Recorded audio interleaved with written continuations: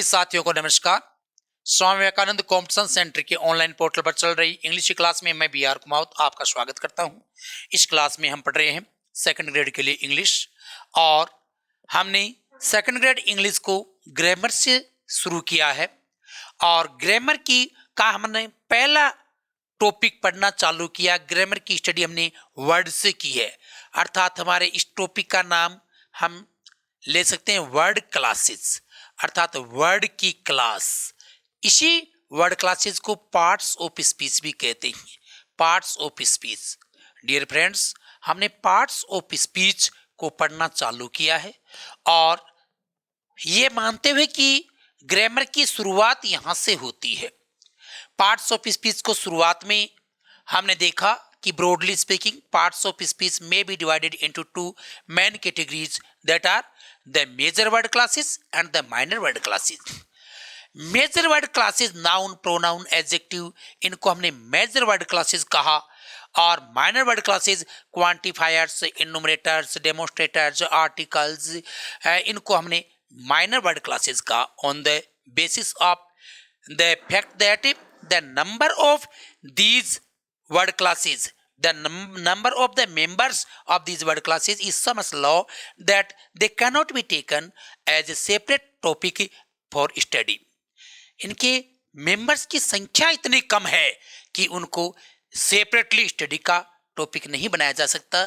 जैसे डेमोन्स्ट्रेटर 4 ही हैं, this that these those, और 4 को हम ये नहीं कह सकते आज हम डेमोन्स्ट्रेटर्स पढ़ रहे हैं। इसलिए माइनर वर्ड क्लासेज में जितने भी वर्ड क्लासेज हैं, all these word classes are studied in the major word classes in one or more major word classes। तो major word classes में हम पढ़ते हुए आ रहे हैं। देखिए, सबसे पहले हमने नाउन पढ़ा, और नाउन के बाद में हमारा पॉइंट था प्रोनाउन, और प्रोनाउन के बाद में हमारा पॉइंट पढ़ने वाला था डिटरमिनर, जो कि हमने 2 सेशन में पढ़ा। और उसके बाद में एडजेक्टिव पढ़ लिया हमने। एडजेक्टिव के बाद में हमने वर्ब पढ़ा, वर्ब नाम का टॉपिक पॉइंट पढ़ा इसमें। और उसके बाद में हमने वर्ब के बाद में एडवर्ब पढ़ लिया। इतने तो हमने पढ़ लिए हैं। मेजर वर्ड क्लासेस में इतने पॉइंट हमने पढ़ लिए हैं। और अब इसके बाद में जो 7th नंबर पर आता है पॉइंट, वो है प्रीपोजिशन। वो प्रीपोजिशन है, प्रीपोजिशन। और साथ में आगे एक टॉपिक की चर्चा और करते हैं हम, जो 8th नंबर पर आता है वो है कंजक्शन, कंजक्शन। और उसके बाद में जो 9th पॉइंट पर जो अंतिम अपना पॉइंट यहां पर आता है वो है इंटरजेक्शन, इंटरजेक्शन। आज हम ये तीनों पॉइंट पढ़ने जा रहे हैं। आज के अपने लेसन में ये तीनों पॉइंट होंगे। तो आइए हम शुरुआत करते हैं। सबसे पहले प्रीपोजिशन से अपनी शुरुआत करते हैं। ध्यान में रखने की बात है, इसका डिक्शनरी प्रोनाउंसिएशन इस वर्ड का है प्रेपोजिशन, प्रेपोजिशन, प्रेपोजिशन। ये इसका डिक्शनरी प्रोनाउंसिएशन है। कई टीचर्स भी इसको प्रेपोजिशन बोलते हैं, लेकिन मैं इसको प्रीपोजिशन बोलता हूं। हम प्रत्येक वर्ड में डिक्शनरी प्रोनाउंसिएशन अप्लाई नहीं कर सकते। प्रोनाउंसिएशन भी सोशियो कल्चर से प्रभावित होता है। As per our socio culture there are several words that are not coherent to the dictionary pronunciation. तो ऐसे में हम कह सकते हैं, देखिए कोई भी वर्ड है जिसके पीआरई लगा उसको प्री बोलते हैं, प्रे नहीं बोलते हैं। अगर जानबूझ करके हम इसको एक बार प्रेपोजिशन बोल भी देंगे तो भी हमसे तो प्रीपोजिशन बोला जाएगा। तो ध्यान में रखो, अगर परीक्षा में ये प्रोनाउंसिएशन आता है तो डेफिनेटली प्रोनाउंसिएशन यही सही है। इसका डिक्शनरी प्रोनाउंसिएशन यही है, फोनेटिक्स इसी को मानती है। लेकिन एक बात मैं थोड़ी सी यहाँ पर बताना चाहता हूँ कि यहाँ पर प्रीपोजिशन, ये मैं इसको प्रीपोजिशन उच्चारित करता हूँ और आप प्रीपोजिशन बोलने लग जाते हैं तो बहुत अच्छी बात है। आइए हम देखते हैं प्रीपोजिशन के टॉपिक में ये टॉपिक क्या होता है, किसको हम प्रीपोजिशन कहते हैं। सामान्यतया यूं तो हमारे दिमाग में ऐसे वर्ड आते हैं on, to, in, with, of, जब प्रीपोजिशन का नाम लेते हैं तब। लेकिन प्रीपोजिशन होता है क्या, इसको हम डिफाइन कैसे करें? इसके डेफिनेशन के रूप में एक छोटी सी डेफिनेशन मैं लिखता हूं यहां पर कि प्रीपोजिशन इज ए, ये लीजिए, preposition is a connecting word. Connecting word, preposition एक कनेक्टिंग वर्ड है, जोड़ने वाला शब्द है प्रीपोजिशन। सामान्यतया हमारे दिमाग में ये विचारधारा रहती है कि the connecting function is performed only by conjunction, but it's not always so. Even a preposition performs the function of connection of, ये जोड़ने का काम है, कनेक्टिंग फंक्शन है, ये प्रीपोजिशन का भी है और कंजंक्शन का, दोनों का है। आज हम देखेंगे किस प्रकार से ये दोनों का है। तो हम सबसे पहले चलते हैं प्रीपोजिशन में। देखिए प्रीपोजिशन में यहां हम देख रहे हैं प्रीपोजिशन की डेफिनेशन एक शॉर्ट में हमने विचार किया, एक कनेक्टिंग वर्ड। प्रीपोजिशन एक कनेक्टिंग वर्ड है, ये जोड़ने वाला वर्ड है। शॉर्ट में हम कह सकते हैं कि ये जोड़ने वाला वर्ड है। ये किसी, और हम विस्तारित रूप से कहें तो प्रीपोजिशन है किसी नाउन या प्रोनाउन को जोड़ता है किसी अन्य नाउन या प्रोनाउन से, या किसी अदर वर्ड क्लास से जोड़ता है। जैसे यहां पर देखिए, ए preposition is a word, preposition एक ऐसा शब्द होता है दैट टेल्स द रिलेशनशिप, जो संबंध बताता है, ऑफ ए नाउन, किसी नाउन का संबंध बताता है या किसी प्रोनाउन का संबंध बताता है, with the words of varied classes, अन्य जो वर्ड क्लासेस हैं या नाउन या प्रोनाउन उनके साथ उनका अपना संबंध बताता है। किसी नाउन या प्रोनाउन का संबंध जो बताता है किसी अन्य नाउन या प्रोनाउन के साथ, या किसी अन्य वर्ड क्लास के साथ, प्रीपोजिशन किसी नाउन या प्रोनाउन का संबंध बताता है। उदाहरण के लिए हम देखें, गर्वित is a man of ideas, यहां पर ये ऑफ है, ये डेफिनेटली प्रीपोजिशन है। ये यहाँ ये आइडियाज है, इसका संबंध बता रहा है, जोड़ आइडियाज को जोड़ रहा है मैन से, इन दोनों को ये कनेक्ट कर रहा है। तो आइडियाज भी नाउन है यहाँ पर और मैन भी नाउन है यहाँ पर, इसका दो नाउन को यहाँ पर जोड़ रहा है, ये ऑफ प्रीपोजिशन है। दूसरे सेंटेंस में देखते हैं हम, फोर प्रीपोजिशन हमारा ये फोर यहाँ पर प्रीपोजिशन है और ये एक प्रोनाउन का संबंध बता रहा है। ये एक प्रोनाउन का संबंध इस प्रोनाउन से बता रहा है, यू भी प्रोनाउन है, समथिंग भी प्रोनाउन है। और इसी प्रकार से हम आगे देखते हैं, ये ऑफ एक प्रीपोजिशन है और ये गोस्ट से इसका संबंध बता रहा है अफ्रेड से। ये देखिए, अर्थात नाउन को एडजेक्टिव से जोड़ रहा है, ही इज अफ्रेड, ये एडजेक्टिव है अफ्रेड, और आगे गोस्ट नाउन और अफ्रेड दोनों को कनेक्ट कर रहा है, कौन, ऑफ। इसी प्रकार से आगे देखते हैं, इसमें ये यहां पर टू है, ये एक प्रीपोजिशन है और ये एक मी प्रोनाउन है, लिसन वर्ब है।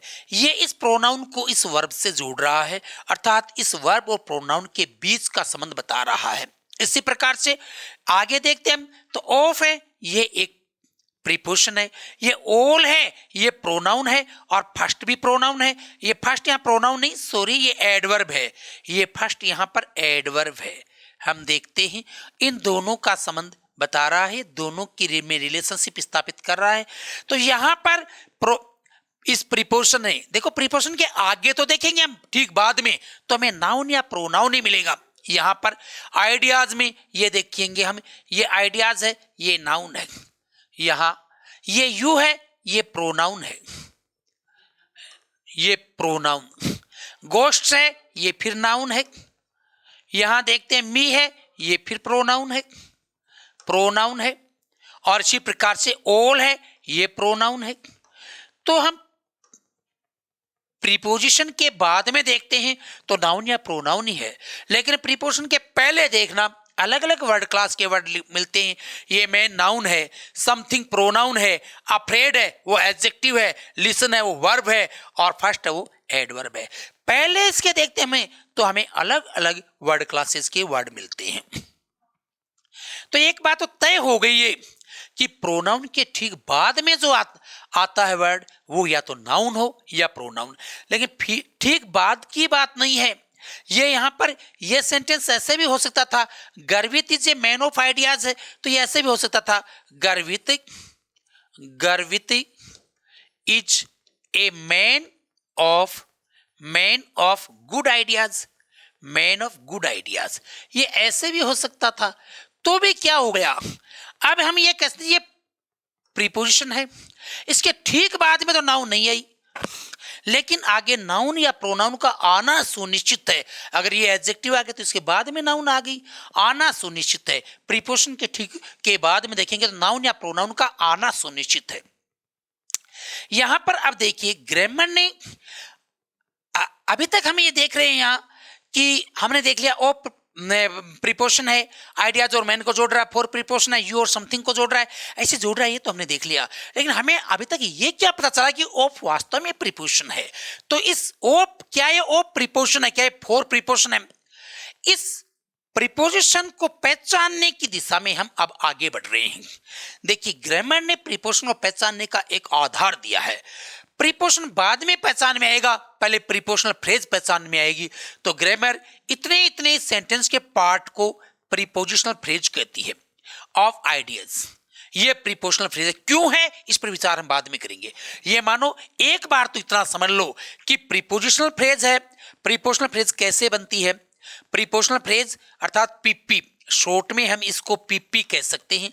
पीपी कैसे बनेगी, PP equal to P plus NP, P plus NP. इसका मतलब पीपी प्रीपोजिशन से शुरू होती है, पीपी के बाद नाउन फ्रेज होती है। नाउन फ्रेज क्या होती है, जिसमें नाउन या प्रोनाउन एडवर्ड हो और उसके बाद उसके अलावा कोई एडजेक्टिव, कोई आर्टिकल वगैरह, डिटर्मिनर उसमें मॉडिफायर हो सकते हैं, जरूरी नहीं हो सकते हैं। तो यहाँ पर ऑफ प्रीपोजिशन है, यहाँ पर हम देख रहे हैं ये ऑफ तो प्रीपोजिशन है। आइडियाज ये नाउन एडवर्ड है, इसमें कोई दिक्कत नहीं। अगर ये देखें तो इतनी बड़ी प्रीपोजिशनल फ्रेज हो गई अपनी, ऑफ प्रीपोजिशन है और ये इतनी नाउन फ्रेज है आगे। तो मैं ये कह सकता हूं कि a prepositional phrase, a prepositional phrase, ये कह सकता हूं कि a prepositional phrase, a prepositional phrase, prepositional phrase, phrase begins with, begins with, begins with a preposition, with a preposition, begins with a preposition and ends with, और खत्म होती है वो ends with a noun or a pronoun, with a noun or a pronoun। Prepositional phrase है वो preposition से शुरू होती है और नाउन या प्रोनाउन के साथ वो खत्म होती है। तो यहां तक ये प्रीपोजिशनल फ्रेज है। नीचे वाले सेंटेंस में देखेंगे तो ये एक प्रीपोजिशनल फ्रेज है, इसमें एक ये प्रीपोजिशनल फ्रेज है। प्रीपोजिशनल फ्रेज को कैसे पहचानते हैं, इसका भी आधार है। पहले तो आप ये देख लो, यदि हम प्रीपोजिशनल फ्रेज पहचानने में सक्षम हो गए हैं, if we are able to find out the prepositional phrase, in that condition we can easily see that the introductory word of a prepositional phrase is necessarily a preposition. इसका introductory word, शुरुआती शब्द है prepositional phrase का, वो preposition है। Prepositional phrase ये है तो अब प्रीपोजिशन है। फॉर यू ये प्रीपोजिशनल फ्रेज तो फॉर प्रीपोजिशन है। हाँ, प्रीपोजिशनल फ्रेज का पता कैसे चला हमें, इसका आधार हम अभी सीखेंगे आगे। उस आधार से हमें पता चल जाएगा प्रीपोजिशनल फ्रेज ये है। और प्रीपोजिशनल फ्रेज का पता चल गया तो इसका मतलब उसका शुरुआती वर्ड है वो प्रीपोजिशन है। वरना आप इन वर्ड को तो पहचान जाओगे, ऑफ, फॉर, ऑफ, टू, लेकिन बहुत से ऐसे वर्ड भी प्रीपोजिशन का फंक्शन करते हैं that you generally don't consider as preposition. तो हम आगे देखेंगे। टू मी ये प्रीपोजिशनल फ्रेज है, ऑफ ऑल ये प्रीपोजिशनल फ्रेज है। ऐसे हम और आगे देखते हैं। देखिए इस सेंटेंस में देखें, इसमें भी एक प्रीपोजिशनल फ्रेज है। हम इसमें देते हैं we live in this beautiful city. यहां पर इसमें देखते हो ये इन दिस ब्यूटीफुल हाउस, ये प्रीपोजिशनल फ्रेज है। ग्रामर में इसको शॉर्ट में पीपी कहते हैं, प्रीपोजिशनल फ्रेज है। अगर हमें पता चल गया कि प्रीपोजिशनल फ्रेज है तो इसका मतलब इसका शुरुआती जो वर्ड है वो प्रीपोजिशन है। इन है, यहां पर अब प्रीपोजिशन है। This house is larger than all these, ये प्रीपोजिशनल फ्रेज है। इसमें पीपी, इसको पहचानने का आधार अभी अभी सीखेंगे हम, हमें पता चल जाएगा उस आधार के पर। On the basis of that basis we can easily find out that the certain group of words in a clause और sentence is the prepositional phrase. हमें ये पता चल जाएगा कि ये प्रीपोजिशनल फ्रेज है, और ये पता चल जाएगा तो इसका मतलब उसका इंट्रोडक्टरी वर्ड है वो प्रीपोजिशन है। यहां पर हम देखेंगे फॉर दिस लवली चाइल्ड, ये प्रीपोजिशनल फ्रेज है। यहां पर तो अगर ये प्रीपोजिशनल फ्रेज है तो फिर ये प्रीपोजिशन है। ऊपर वाले में अगर ये प्रीपोजिशनल फ्रेज तो ये देन है, ये प्रीपोजिशन है। नीचे वाले सेंटेंस में देखते हैं, ये प्रीपोजिशनल फ्रेज है, she was interested in something better, इसका मतलब इन है, ये प्रीपोजिशन है। प्रीपोजिशनल फ्रेज क्या होती है, इसका बेसिक स्ट्रक्चर समझने से प्रीपोजिशनल फ्रेज का पता लगता है। बेसिक स्ट्रक्चर हमने अभी भी प्रीपोजिशनल फ्रेज का समझा है। प्रीपोजिशनल फ्रेज को कैसे पता लगता है इसके बारे में समझेंगे हम। पहले तो बेसिक स्ट्रक्चर के रूप में देखें तो हमने अभी भी देखा प्रीपोजिशनल फ्रेज क्या होता है, PP equal to P plus N P, P plus N P. ये पी का मतलब प्रीपोजिशन, इस पी का मतलब क्या है, प्रीपोजिशन, प्रीपोजिशन। और एनपी का मतलब है नाउन फ्रेज, इसका मतलब है noun phrase, noun phrase. PP का स्ट्रक्चर ये होता है कि प्रीपोजिशन से वो शुरू होती और उसके ठीक बाद में प्रीपोजिशन, ठीक बाद में नाउन फ्रेज होती है। यहाँ इन सब में देख लो आप, ठीक बाद में नाउन फ्रेज है। यहाँ पर इन दिस ब्यूटीफुल हाउस, यहाँ पर दिस ब्यूटीफुल हाउस है, ये आप देख रहे हो, ये नाउन फ्रेज है। यहाँ ऑल दीज है, ये नाउन फ्रेज है। यहाँ इसमें देखें दिस लवली चाइल्ड, ये नाउन फ्रेज है। समथिंग बेटर, ये नाउन फ्रेज है। आप देख रहे हैं यहाँ पर ये नाउन फ्रेज है। अब देखना, इस प्रीपोजिशनल फ्रेज का एनालिसिस एक दूसरे तरीके से और कर सकते हैं। ये प्रीपोजिशन है, इसका ये प्रीपोजिशन है, प्रीपोजिशन है। और जो नाउन फ्रेज आती है साथ में, इस नाउन फ्रेज को कहते हैं यहां पर प्रीपोजिशनल कॉम्प्लीमेंट, इसको कहते हैं प्रीपोजिशनल कॉम्प्लीमेंट, प्रीपोजिशनल कॉम्प्लीमेंट कहेंगे इसको हम प्रीपोजिशनल कॉम्प्लीमेंट कहेंगे। ये लीजिए, तो यहां पर हम देखते हैं पीछे वाले सेंटेंस में, यहां देख रहे हैं ऑफ आइडियाज में आइडियाज है, ये प्रीपोजिशनल कॉम्प्लीमेंट है। और फॉर यू है, ये यहां ये प्रीपोजिशनल कॉम्प्लीमेंट है, यू। इसमें देखते हैं गोस्ट प्रीपोजिशनल कॉम्प्लीमेंट है, इस शी लिसन्स टू मी, इसमें मी प्रीपोजिशनल कॉम्प्लीमेंट है। डेफिनेटली ट्रेडिशनल ग्रामर ने इस मी को बताया था प्रीपोजिशनल ऑब्जेक्ट, ट्रेडिशनल ग्रामर ने इसको मी को प्रीपोजिशनल ऑब्जेक्ट बताया। लेकिन यहाँ ट्रेडिशनल ग्रामर रॉन्ग है, गलत है। यहाँ पर इसको नामांकित करने में, इसको प्रीपोजिशनल ऑब्जेक्ट कहने में, ऑब्जेक्ट प्रीपोजिशन का कोई ऑब्जेक्ट नहीं होता, ऑब्जेक्ट वर्ब का होता है हमेशा।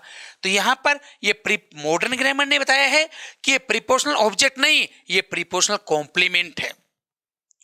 और ये प्रीपोजिशनल कॉम्प्लीमेंट है, हम कह सकते हैं यहाँ पर प्रीपोजिशनल कॉम्प्लीमेंट, ये प्रीपोजिशनल कॉम्प्लीमेंट है। पहले वाले सेंटेंस में देखें दिस ब्यूटीफुल हाउस, इतना बड़ा प्रीपोजिशनल कॉम्प्लीमेंट है। दूसरे में देखें ऑल दीज प्रीपोजिशनल कॉम्प्लीमेंट। इस तीसरे में this lovely child prepositional complement. Something better, ये प्रीपोजिशनल कॉम्प्लीमेंट होता है, प्रीपोजिशनल कॉम्प्लीमेंट। प्रीपोजिशनल कॉम्प्लीमेंट बहुत महत्वपूर्ण होता है। अगर ये नहीं है, प्रीपोजिशनल कॉम्प्लीमेंट अपने सेंटेंस में नहीं है, तो ऐसी स्थिति में वो सेंटेंस हमारा वास्तव में वो प्रीपोजिशन दिखने वाला, उस सेंटेंस में प्रीपोजिशन दिखने वाला वर्ड है, वो प्रीपोजिशन नहीं होता। ये देख लीजिए आप, समथिंग बेटर अगर इसमें नहीं हो, यहां से समथिंग बेटर हम हटा दें यहां से, तो वास्तव में ये इन है, ये प्रीपोजिशन नहीं रहेगा। यहां पर हम कह सकते हैं यहां पर due to the lack of prepositional complement. एक निष्कर्ष पर पहुंचते हैं यहां पर, due to the lack of prepositional complement.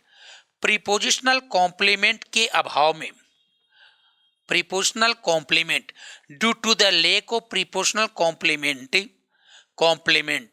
Prepositional complement के अभाव में even a preposition like word, positional like word, prepositional जैसा a preposition like word, prepositional complement के अभाव में एक preposition जैसा शब्द भी, preposition like word is not a preposition, वो भी प्रीपोजिशन नहीं है। अगर प्रीपोजिशन का, उस प्रीपोजिशन के ठीक बाद में प्रीपोजिशनल कॉम्प्लीमेंट नहीं, अर्थात ये नाउन फ्रेज नहीं, तो प्रीपोजिशन दिखने वाला वर्ड भी प्रीपोजिशन नहीं है। आइए देखते हैं इस सेंटेंस में हम यहाँ पर क्या ये इन प्रीपोजिशन है? यहाँ पर डेफिनेटली ये इन अ प्रीपोजिशन नहीं है यहाँ पर, क्योंकि इसके पास इसका कॉम्प्लीमेंट नहीं है। क्या ये वी लुक्ड अप, इसके पास में इसका कॉम्प्लीमेंट नहीं आगे, तो क्या ये अप है? ये इस समय यहाँ प्रीपोजिशन है? नहीं है प्रीपोजिशन। सिट डाउन, ये डाउन प्रीपोजिशन नहीं है यहाँ पर। इसी प्रकार से वेंट ऑन भी ये प्रीपोजिशन नहीं है, ये प्रीपोजिशन नहीं है। कारण क्या है कि इनके पास इनका कॉम्प्लीमेंट नहीं है। हमें अब ये प्रीपोजिशनल कॉम्प्लीमेंट नहीं है तो प्रीपोजिशन नहीं है, अर्थात प्रीपोजिशनल कॉम्प्लीमेंट ही प्रीपोजिशन को प्रीपोजिशनल कहलाने का हक देता है। तो जब प्रीपोजिशनल कॉम्प्लीमेंट नहीं है तो क्या है? तो ये अब एडवर्ब है। तो हम ये इस निष्कर्ष पर पहुंचते हैं। अब दोबारा लिखते हैं इसी पॉइंट को। हमारा निष्कर्ष ये कहता है due to the lack of a prepositional complement, prepositional complement के अभाव में, कॉम्प्लीमेंट के अभाव में a preposition like word, preposition दिखता है जो वर्ड, प्रीपोजिशन जैसा शब्द है वो भी preposition like word is not a preposition, वो प्रीपोजिशन नहीं है। इज नॉट ए प्रीपोजिशन, वो प्रीपोजिशन नहीं है। Not a preposition but a determiner, बल्कि वो वर्ड, सॉरी डिटर्मिनर नहीं बट एन एडवर्ब, वो वर्ड एक एडवर्ब है। डिटर्मिनर नहीं हो सकता, वो वर्ड एडवर्ब है। तो due to the lack of a prepositional complement, a preposition like word is not a preposition but an adverb. यहाँ डेफिनेटली इन प्रीपोजिशन होता है, but here in this situation it's not a preposition because it lacks its complement। इस preposition के पास इसका complement नहीं, इसलिए preposition नहीं। अब ये adverb है। अब ये adverb वैसे भी देख लो, पिछले लेसन में हमने एडवर्ब पढ़ा था। वर्ब से बने क्वेश्चन कब, कहाँ, क्यों, कैसे को रिप्लाई करने वाला वर्ड है वो एडवर्ब है।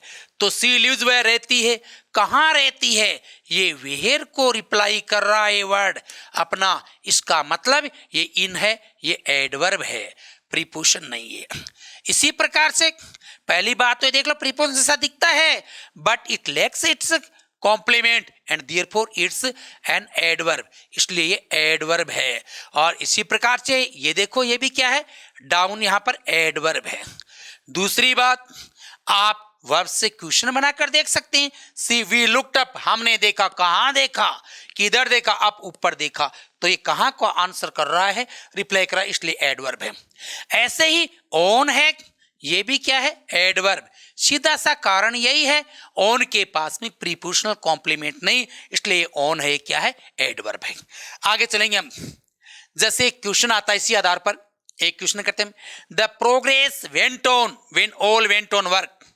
यहां पर तो देखते हैं ऑन के आगे नाउन आ गई तो ये पीपी बन रही है यहाँ पर, और पीपी बन रही है तो ऑन तो प्रीपोजिशन हो गया, अपना प्रीपोजिशन है, चूंकि इसके पास इसका कॉम्प्लीमेंट है, ये प्रीपोजिशनल कॉम्प्लीमेंट है अपने पास, प्रीपोजिशनल कॉम्प्लीमेंट है। प्रीपोजिशनल कॉम्प्लीमेंट सदैव एक नाउन फ्रेज होता है, तो ये तो यहाँ प्रीपोजिशन बन रहा है, but here in this word the situation is much different. वो कैसे कि इसके पास प्रीपोजिशनल कॉम्प्लीमेंट नहीं तो अब ये एडवर्ब है। तो अब हमारे इस क्वेश्चन का आंसर क्या होना चाहिए? एडवर्ब प्रीपोजिशन, और हम कह सकते हैं यहाँ पर ऑन क्या है? एडवर्ब, और ये अगला on preposition. Option C goes to be the right answer. अब देखेंगे हम थोड़ा सा, अभी और देखते हैं। ये पॉइंट है अपने पास में पोस्ट पोज्ड प्रीपोजिशन, ये एक नई टर्म आ रही है, इसी को पोस्ट प्रीपोजिशन भी कहते हैं, पोस्ट प्रीपोजिशन भी कहते हैं, प्रीपोजिशन, पोस्ट प्रीपोजिशन भी कहते हैं। पोस्ट का मतलब बाद में, कि बाद में लगा हुआ प्रीपोजिशन, यहाँ बाद में किसका? जैसा कि हमने सीखा कि प्रीपोजिशन का संबंध उसके कॉम्प्लीमेंट के साथ है, प्रीपोजिशनल कॉम्प्लीमेंट के साथ प्रीपोजिशन का संबंध है, तो वो प्रीपोजिशनल कॉम्प्लीमेंट तो बाद में, प्रीपोजिशन पहले, but there are some situations under which the preposition comes before, the preposition doesn't come before its complement, other than this situation the complement comes before the preposition. Complement आ जाता है, prepositional complement पहले आ जाता है preposition से। वो कैसे, आइए देखते हैं। देखिए पहले जो हमने पढ़ा उसके हिसाब से तो इनके साथ ये नहीं है, हमारा प्रीपोजिशनल कॉम्प्लीमेंट नहीं है, तो प्रीपोजिशनल कॉम्प्लीमेंट के अभाव में तो ये एडवर्ब बन जाना चाहिए, लेकिन नहीं, इसके पास प्रीपोजिशनल कॉम्प्लीमेंट है। और वो प्रीपोजिशनल कॉम्प्लीमेंट कहाँ आ गया, शुरुआत में आ गया, ये रहा विच क्लास, ये रहा। आप कैसे पता चला आपको, आप लगा कर देख लो, इसको यहां पर लगा दोगे, ऐसे लिख दो चाहे इसको, जैसे इन विच क्लास, इसी सेंटेंस को ऐसे लिखा जा सकता है, in which class do you read, ऐसे लिख दो आप इसको, in which class do you read. तो यहां पर हमें पता कैसे चला कि इसका कॉम्प्लीमेंट है, वो हम इस सेंटेंस को पढ़ते पता चल गया, या यहां पर जो फ्रेज है इसके पीछे लिख करके देख लो, इन सेट हो रहा है, तो हमें पता चल गया कि ये इनका जो प्रीपोजिशनल कॉम्प्लीमेंट है वो विच क्लास है, ये विच क्लास इसका प्रीपोजिशनल कॉम्प्लीमेंट है। सेंटेंस रचना के नियम के आधार पर ये पहले आ गया प्रीपोजिशन से। WH वर्ड ये क्वेश्चन टाइप का सेंटेंस है, इसलिए इसमें WH वर्ड है वो पहले आता है, शुरुआत में आता है, इसलिए सिंटैक्स के रूल के हिसाब से ये पहले आ गया इसका कॉम्प्लीमेंट। ऐसी स्थिति में ये प्रीपोजिशन है। अब ये प्रीपोजिशन है और प्रीपोजिशन है इन, और इसको ज्यादा ग्रामेटिकली डीप टर्म में देखें तो इसको कहते हैं पोस्ट पोज्ड प्रीपोजिशन। ये इन हमारा पोस्ट पोज्ड प्रीपोजिशन है, अर्थात ये कॉम्प्लीमेंट के बाद में आया है। पोस्ट पोज्ड प्रीपोजिशन कॉम्प्लीमेंट के पहले आना चाहिए था और अब यहां पर अपने कॉम्प्लीमेंट के बाद में आया है। ऐसा ही इसमें है, इसमें बाई है, बाई के आगे हमें इसका कॉम्प्लीमेंट नहीं दिखता, क्योंकि इसका कॉम्प्लीमेंट पहले आ गया है यहां पर, इसलिए ये प्रीपोजिशन ही है, एडवर्ब नहीं कहेंगे हम इसको, प्रीपोजिशन ही कहेंगे। इसी प्रकार से I know the person home you live with, ये यहाँ इसका कॉम्प्लीमेंट होम ये पहले आ गया है यहाँ पर, इसलिए ये विद भी क्या है, ये भी प्रीपोजिशन ही है। और इसी प्रकार से I don't surprise what you are surprise at, इसका प्रीपोजिशन वोट है, इस एट का प्रीपोजिशन ये पहले आ गया है इसमें, इसलिए एट हो प्रीपोजिशन ही है। ये पोस्ट पोज्ड प्रीपोजिशन की सिचुएशन में आया है। तो हम कह सकते हैं पर्सनवाचक वाक्य में एक तो पर्सनवाचक शब्द पहले आ जाता है, अगर वो प्रीपोजिशन का कॉम्प्लीमेंट है तो प्रीपोजिशन का कॉम्प्लीमेंट पहले आ गया, प्रीपोजिशन बाद में भी आ सकता है। और दूसरी बात, कॉम्प्लेक्स सेंटेंस में हम देखते हैं तो वहां पर WH वर्ड अगर इसका कॉम्प्लीमेंट है प्रीपोजिशन का तो वो कंजक्शन के रूप में आता है, तो वो भी पहले आ जाता है, इसके यहाँ पर पहले आ गया तो भी बाद में ये प्रीपोजिशन लाइक वर्ड प्रीपोजिशन ही है, एडवर्ब नहीं है। ऐसे पहचानना पड़ता है कि कहीं सामान्यतया तो प्रीपोजिशन का कॉम्प्लीमेंट है वो प्रीपोजिशन के ठीक बाद में मिलना चाहिए, लेकिन ये दो सिचुएशन है ऐसी, एक तो पर्सनवाचक वाक्य जो WH वर्ड से शुरू होता है उसमें प्रीपोजिशनल कॉम्प्लीमेंट वाक्य की शुरुआत में मिल सकता है, एक कॉम्प्लेक्स सेंटेंस जिसमें कोई WH वर्ड है कंजक्शन का काम कर रहा है वो प्रीपोजिशनल कॉम्प्लीमेंट का काम कर सकता है, तो वो वाक्य की शुरुआत में मिल सकता है, पहले मिल सकता है, कंजक्शन के रूप में मिल सकता है। अब हम आगे चलते हैं। ऐसा एक सेंटेंस ये क्वेश्चन हमारी परीक्षा में आ जाता है तो हम इसको कैसे करते हैं, आइए देखिए क्वेश्चन अपना, find out in which sentence there is a post preposition. Post preposition बोल दो चाहे इसको पोस्ट पोज्ड प्रीपोजिशन बोल दो, एक ही बात है, पोस्ट पोज्ड प्रीपोजिशन बोल दो। तो हमें पता लगाना है कौन से वाक्य में पोस्ट पोज्ड प्रीपोजिशन है, पोस्ट पोज्ड प्रीपोजिशन कौन से वाक्य में हमें ये पता लगाना है। तो देखिए कौन से सेंटेंस में है, व्हेन डिड यू कम इन, यहां वेन है, इनका वेन है, ये इस इनका प्रीपोजिशनल कॉम्प्लीमेंट नहीं बनता, क्योंकि प्रीपोजिशनल कॉम्प्लीमेंट हमेशा नाउन फ्रेज होता है और नाउन फ्रेज में एडवर्ब के रूप में नाउन या प्रोनाउन होता है। वेन तो हमने पढ़ा हमेशा एडवर्ब होता है, हमने सीखा है, पहले पढ़ा है कि वेन है, वेयर है, वाई है और हाउ है, ये चार वर्ड तो हमेशा ही एडवर्ब होते हैं, ये अपनी माँ के एडवर्ब के रूप में ही पैदा हुए और एडवर्ब भी रहते हैं हमेशा, और कोई दूसरी वर्ड क्लास को रिप्रेजेंट करते ही नहीं है। तो यहाँ पर ये तो एडवर्ब है भाई, प्रीपोजिशन के बाद में एडवर्ब नहीं आता, नाउन फ्रेज आती है प्रीपोजिशनल कॉम्प्लीमेंट के रूप में, इसका मतलब इस वाक्य में तो पोस्ट पोज्ड प्रीपोजिशन नहीं है। What are you interested at in, बिल्कुल ये वोट प्रोनाउन है, ये नाउन फ्रेज का काम कर रहा है, पर इसका कॉम्प्लीमेंट वोट पहले आ गया, ये बिल्कुल पोस्टपोज्ड प्रीपोजिशन है, इसलिए अपना आंसर सही है B. By whom were you, इसमें तो पोस्टपोज्ड प्रीपोजिशन है ही नहीं, बाय आया ही पहले, अपने कॉम्प्लीमेंट के पहले आया है। In both A and B, no, हमारा आंसर, हमारा option B goes to be the right answer. आगे देखते हैं हम। अब देखेंगे, देखो हम फंक्शन ऑफ प्रीपोजिशनल फ्रेज, हम प्रीपोजिशनल फ्रेज के फंक्शन को समझेंगे। अब इसके आधार पर on the basis of this function we shall be able to find out a prepositional phrase. शुरुआत में हमने चर्चा की थी कि प्रीपोजिशन को पहचानने से पहले प्रीपोजिशनल फ्रेज को पहचानो। अगर प्रीपोजिशनल फ्रेज हमारे समझ में आ गई, हमने पहचान लिया सेंटेंस में, तो हम ये जान जाएंगे कि उसका शुरुआती जो वर्ड है वो प्रीपोजिशन है। लेकिन प्रीपोजिशनल फ्रेज को पहचानेंगे किस आधार पर, वो उसके फंक्शन के आधार पर पहचानेंगे। तो प्रीपोजिशनल फ्रेज का फंक्शन हम देख रहे हैं। प्रीपोजिशनल फ्रेज के दो फंक्शन हैं। पहला फंक्शन तो प्रीपोजिशनल फ्रेज का है कि वो किसी दूसरी फ्रेज में मॉडिफायर का काम कर देती है। तो जैसे हम कहते हैं पोस्ट मॉडिफायर इन ए फ्रेज, वो किसी दूसरी फ्रेज में पोस्ट मॉडिफिकेशन का काम कर देती है। पोस्ट मॉडिफिकेशन का काम किस किस में, कौन कौन सी फ्रेज में करती है? देखो, ज्यादा विस्तार तो इस टॉपिक के बाद में, जो अपना ये टॉपिक पूरा हो जाएगा आज, इसके बाद में पार्ट्स ऑफ स्पीच का टॉपिक पूरा होने के बाद में अगला जो टॉपिक हमारा फ्रेज का ही है, ज़्यादा विस्तार से तो फ्रेज हम उसमें सीखेंगे। लेकिन एक बार हम यहाँ पर ये समझ रहे हैं कि प्रीपोजिशनल फ्रेज है वो पोस्ट मॉडिफायर का काम दूसरी फ्रेज में कैसे करती है। तो देखिए, थोड़ा सा समझ रहे हैं, दूसरी कौन कौन सी फ्रेज में करती है। ये नाउन फ्रेज में पोस्ट मॉडिफायर का काम कर देती है, नाउन फ्रेज में पोस्ट मॉडिफायर का काम कर देती है। जैसे मैं कहूंगा, यहां पर एक क्वेश्चन में यहां पर लिख सकता हूं, the boys of this city, ये लो, यहां पर आगे है are brilliant, the boys of this city are brilliant, ये लो। यहां पर आप देख रहे हो इस सेंटेंस का, इस क्लोज का, इसको सेंटेंस का दो, क्लोज का दो, एक ही बात है। तो यहां पर ये मानो कि एक क्लोज का सेंटेंस है। क्लोज का मतलब है वाक्य का ऐसा पार्ट जो एक वर्ब फ्रेज से जुड़ा हुआ है। यहाँ पर ये जो वाक्य का ये पूरा वाक्य एक ही वर्ब फ्रेज से जुड़ा, वर्ब फ्रेज ही है इसमें, और इससे जुड़ा हुआ, इसका मतलब इसमें एक ही क्लोज है। जिस सेंटेंस में एक क्लोज होता है उसको सेंटेंस बोलने के बजाय क्लोज ही बोल देना ज्यादा बेहतर है। तो इस क्लोज में ये पार्ट है, ये इसका सब्जेक्ट पार्ट है इतना बड़ा, और सब्जेक्ट पार्ट होता है। वैसे सिंपल सेंटेंस है, सिंपल सेंटेंस में सब्जेक्ट पार्ट है। सिंपल सेंटेंस देखो, कंपाउंड सेंटेंस देखो, इसमें सब्जेक्ट पार्ट होता है, वो सदैव नाउन फ्रेज होता है। तो ये सब्जेक्ट पार्ट है, इसका मतलब ये नाउन फ्रेज है। अब ये नाउन फ्रेज है तो डेफिनेटली इसमें कोई नाउन या प्रोनाउन सामान्यतया एडवर्ड के रूप में मिलेंगे हमें। तो ये एडवर्ड, ये हो गया बॉयज, ये देखो इसका एडवर्ड है, एडवर्ड बॉयज है। तो इसकी विशेषता बता रहा है, इसको मॉडिफाई करा दे तो ये मॉडिफायर हो गया। आगे वाले ऑफ दिस सिटी, इतना इतना मिल करके और इसी को मॉडिफाई करा, क्योंकि ये एक स्ट्रक्चर है, एक साथ है ये वर्ड, ये भी मॉडिफायर है। ये इस नाउन फ्रेज का MHM ऐसे एनालिसिस हो गया।